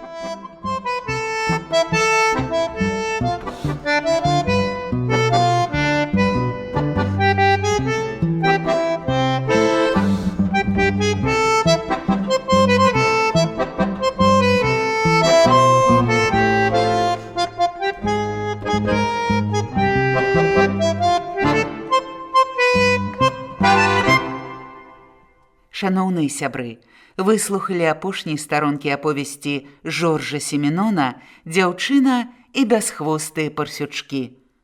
Пераклад з французскай Алеся Асташонка. На гэтым я, Ліка Пташук, развітваюся з вамі да наступнай літаратурнай сустрэчы.